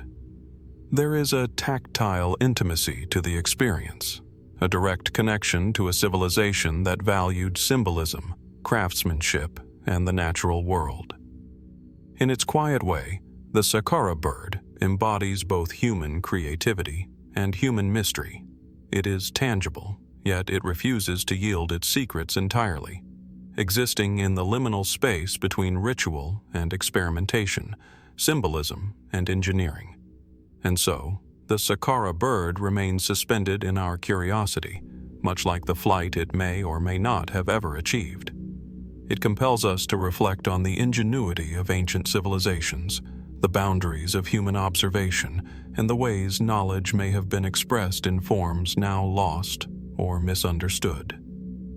Was this small wooden bird merely an emblem of spiritual freedom, or a deliberate experiment in aerodynamics centuries before the Wright brothers? Does it reveal hidden chapters of human innovation, or is its function forever obscured by the passage of time? In the quiet halls of the museum, the Saqqara bird sits on its pedestal, unassuming yet provocative. Its wings stretch outward, frozen in time, pointing toward questions that remain unanswered. And as we peer at it, we are reminded that history is often measured not only in facts and discoveries, but in the enigmas that endure, challenging us to imagine what knowledge may have existed, what has been lost, and what mysteries still hover just beyond our reach. In the heart of Upper Egypt, along the desert sands of the Nile's west bank, lies the ancient temple of Seti I at Abydos. Its sandstone walls, carved with meticulous precision, stretch upward into the arid sky, echoing with centuries of history. Sunlight filters through the temple's narrow corridors, illuminating hieroglyphs that have survived thousands of years, each symbol etched deeply into stone, each telling a story of kings, gods, and the intricate tapestry of Egyptian civilization. Among these inscriptions, there exists a peculiar set of carvings, enigmatic figures that at first glance seem incongruous with their surroundings. Their shapes, unusual and almost mechanical, have captivated observers and sparked debate for decades. These are the so-called helicopter images of Abydos, The carvings appear on the temple ceiling and walls, faintly layered atop earlier inscriptions. At the center, a series of overlapping hieroglyphs create forms that, to modern eyes, resemble a helicopter, a tank, and even a submarine. The lines twist and intersect in ways that defy conventional interpretation, almost as if time itself has been compressed and the images from different eras inadvertently merged. Archaeologists describe this phenomenon as a palimpsest, a layering of inscriptions caused by recarving or overpainting over centuries. But the shapes themselves, once recognized, are undeniably striking. They evoke familiar modern machines, yet they exist in a context entirely removed from contemporary engineering, a juxtaposition that is both mesmerizing and disquieting. Historically, the Temple of Seti Warsh was constructed around 1290 BCE during Egypt's 19th dynasty. Seti I commissioned the temple as a monument to his reign and to honor the gods, with inscriptions intended to preserve the names and deeds of rulers for eternity. Mainstream Egyptologists argue that the helicopter images are the result of overlapping hieroglyphic carvings, misaligned as subsequent generations of stone carvers recut old inscriptions. This explanation, a natural consequence of the reuse of stone and the passage of centuries, accounts for much of the phenomenon, yet it does little to diminish the sense of visual, uncanny precision. How could the human eye, centuries later, perceive these shapes in ways that seem to echo advanced technological forms? Beyond the standard archaeological interpretation, the carvings have fueled a variety of speculative theories. Some suggest that the images represent ancient knowledge of flight or advanced technology, long before such inventions were recorded in human history. Could the ancient Egyptians have glimpsed or imagined devices that mirror modern helicopters, jets, or submarines? Others propose symbolic interpretations. The overlapping forms might represent concepts of power, protection, and divine authority, rendered abstractly in ways that modern observers cannot immediately comprehend. Yet the uncanny resemblance to familiar machines persists, inviting reflection on the human mind's tendency to recognize patterns and the possibility that ancient artists encoded ideas that transcend the obvious. Adding to the intrigue is the physical context of the carvings. The ceiling of the temple, where some of these figures appear, is high and difficult to reach, suggesting that the artisans who worked there possessed both technical skill and meticulous planning. Each line had to be measured, aligned, and executed with care, in an era without modern scaffolding or advanced tools. The precision of the original inscriptions, combined with the layered effect that produced the helicopter imagery, underscores a sophistication in design and execution that remains remarkable even by today's standards. Could it be that the layering of inscriptions was purely accidental, or might it hint at a purposeful method of encoding information, a visual language that communicates on multiple levels? The carvings also inspire broader questions about perception, history, and the recording of human knowledge. Are we seeing what was intended or projecting contemporary expectations onto ancient art? The shapes that suggest modern technology might merely be a reflection of the human brain's tendency to find familiarity in abstract forms, a cognitive mirroring of objects known in our era. Yet the allure of the images lies precisely in that tension, the possibility that there is more to the story than what conventional archaeology can explain, a silent dialogue across millennia between the ancient and the modern. Examining the Abydos carvings today, one is struck by a sense of both continuity and mystery. The temple walls are silent, yet they speak through craftsmanship, geometry, and symbolism. The helicopters remain as faint as a whisper in the stone, inviting curiosity without offering answers. They exist at the intersection of history and imagination, bridging our understanding of ancient civilization with the uncharted territories of speculation and wonder. Was this the result of serendipitous layering, a creative accident over centuries? Or could it hint at knowledge or insight that has been lost to time? Standing beneath the ceilings of Abydos, the carvings draw the eye upward, toward shapes that seem to hover above the desert floor as though defying gravity and time. They remind us that history is not always linear, that knowledge and artistry can manifest in forms that challenge our expectations. The temple, built to immortalize a king and his devotion to the gods, inadvertently preserved an enigma that continues to captivate observers today. And in their silent precision, the carvings ask a question that remains unresolved. What did the ancient Egyptians know or imagine that allows these shapes to resonate so vividly across the millennia?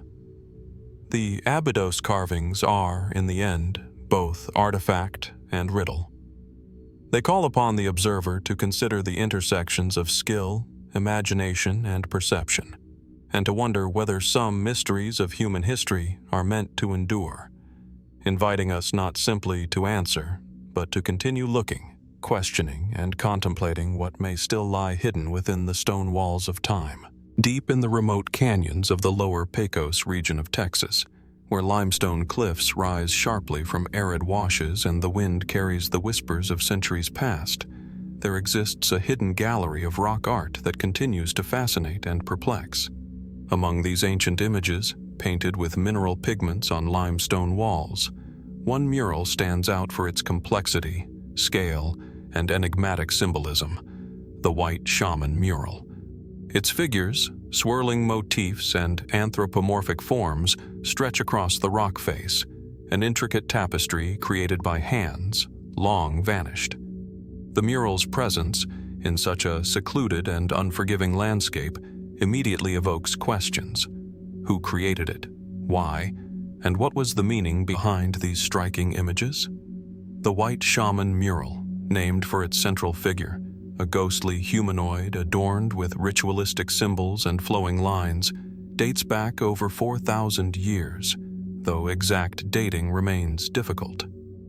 The pigments, derived from natural minerals and ochres, have endured in surprisingly vivid condition, preserved by the dry climate and the sheltering cliffs. The mural's central figure appears to hold a staff or ritual object, surrounded by an array of animals, serpentine lines, and abstract symbols that defy easy interpretation. The composition suggests movement, energy, and a narrative that the modern eye can sense but cannot fully read. Its creators clearly possessed an understanding of scale, perspective, and symbolism, yet the specific language of the images has not survived in a form we can decode. Mainstream archaeologists interpret the mural within the context of ritual and spiritual expression. The anthropologist's lens suggests that the figures represent shamanic practices, visions induced by trance or the use of psychoactive plants, or mythological narratives of the local indigenous peoples. The swirling lines and unusual shapes may depict spiritual journeys, the transformation of humans into animals, or the interplay between natural and supernatural worlds. In this light, the mural is both a sacred record and a guide to understanding a cosmology that was intimately connected with the land, animals, and ancestral spirits. Yet, even with these interpretations, the White Shaman mural retains a level of mystery that transcends conventional explanations. Certain elements, such as repeated geometric forms, spirals, and interlocking patterns, hint at a sophisticated understanding of symmetry, proportion, and perhaps even abstract mathematics. Could these patterns have had a purpose beyond ritual, encoding knowledge of the environment, astronomical cycles, or social organization? Or are they purely symbolic, their meaning intentionally obscured to be understood only by those initiated into specific cultural practices? Adding to the intrigue are elements of the mural that seem to defy the naturalistic boundaries of the art. Some shapes resemble forms unfamiliar to contemporary observers, abstract enough to invite speculation about their origin and significance. Are they representations of animals now extinct in the region, visionary experiences of the shamanic practitioners, or symbols carrying layers of meaning lost to time? The mural's scale also challenges assumptions about the logistics of its creation. To cover such a vast rock surface with coherent imagery would have required planning, coordination, and considerable skill, suggesting that the creators were both deliberate and highly practiced in their craft.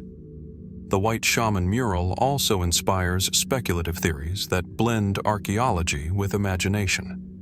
Some researchers propose that the figures encode information about migratory patterns of animals or changes in climate, serving as a prehistoric ecological record. Others suggest that the mural depicts encounters with entities or forces beyond ordinary human experience, its abstract forms hinting at altered states of consciousness or symbolic interpretations of phenomena that cannot be articulated in language. While these ideas remain speculative, they underscore the mural's power to evoke questions rather than answers, a hallmark of enduring mystery. Its remote location contributes to its enigmatic aura. Accessible only by narrow, rocky paths, the mural is shielded from casual observers, as though the landscape itself demands respect and patience from those who seek to engage with its imagery. In this quiet seclusion, the mural's details come alive. The rhythmic patterns, the expressive gestures of figures, the energy of spirals and lines, all of which convey a sense of narrative and intention, even if the precise story remains hidden. Standing before it, one is struck by the presence of the past in the present, the sensation that this ancient artwork is a bridge across time, speaking in a language that is felt as much as understood. Perhaps most compelling is the sense that the mural was created not only to record or communicate, but to evoke an experience. The dynamic lines, the interplay of figures, the central shamanic form, these elements suggest an immersive, almost performative intent. Did observers of the time move through the canyon, tracing the mural as part of ritual? Did the images guide ceremonial practice, or were they a meditation on the cosmos, rendered in pigment and stone? We may never know. The White Shaman mural challenges our assumptions about prehistoric human expression. It reminds us that even in regions we think we understand, artifacts can emerge that defy straightforward interpretation, suggesting depths of cultural knowledge, artistic skill, and spiritual insight that remain beyond our grasp. And as we study its forms, trace its lines, and consider the hands that painted it thousands of years ago, we are left with the lingering, almost tactile sense of mystery, an invitation to wonder what stories, what knowledge, and what experiences lie hidden in the folds of ancient rock, waiting for patient eyes to discover them.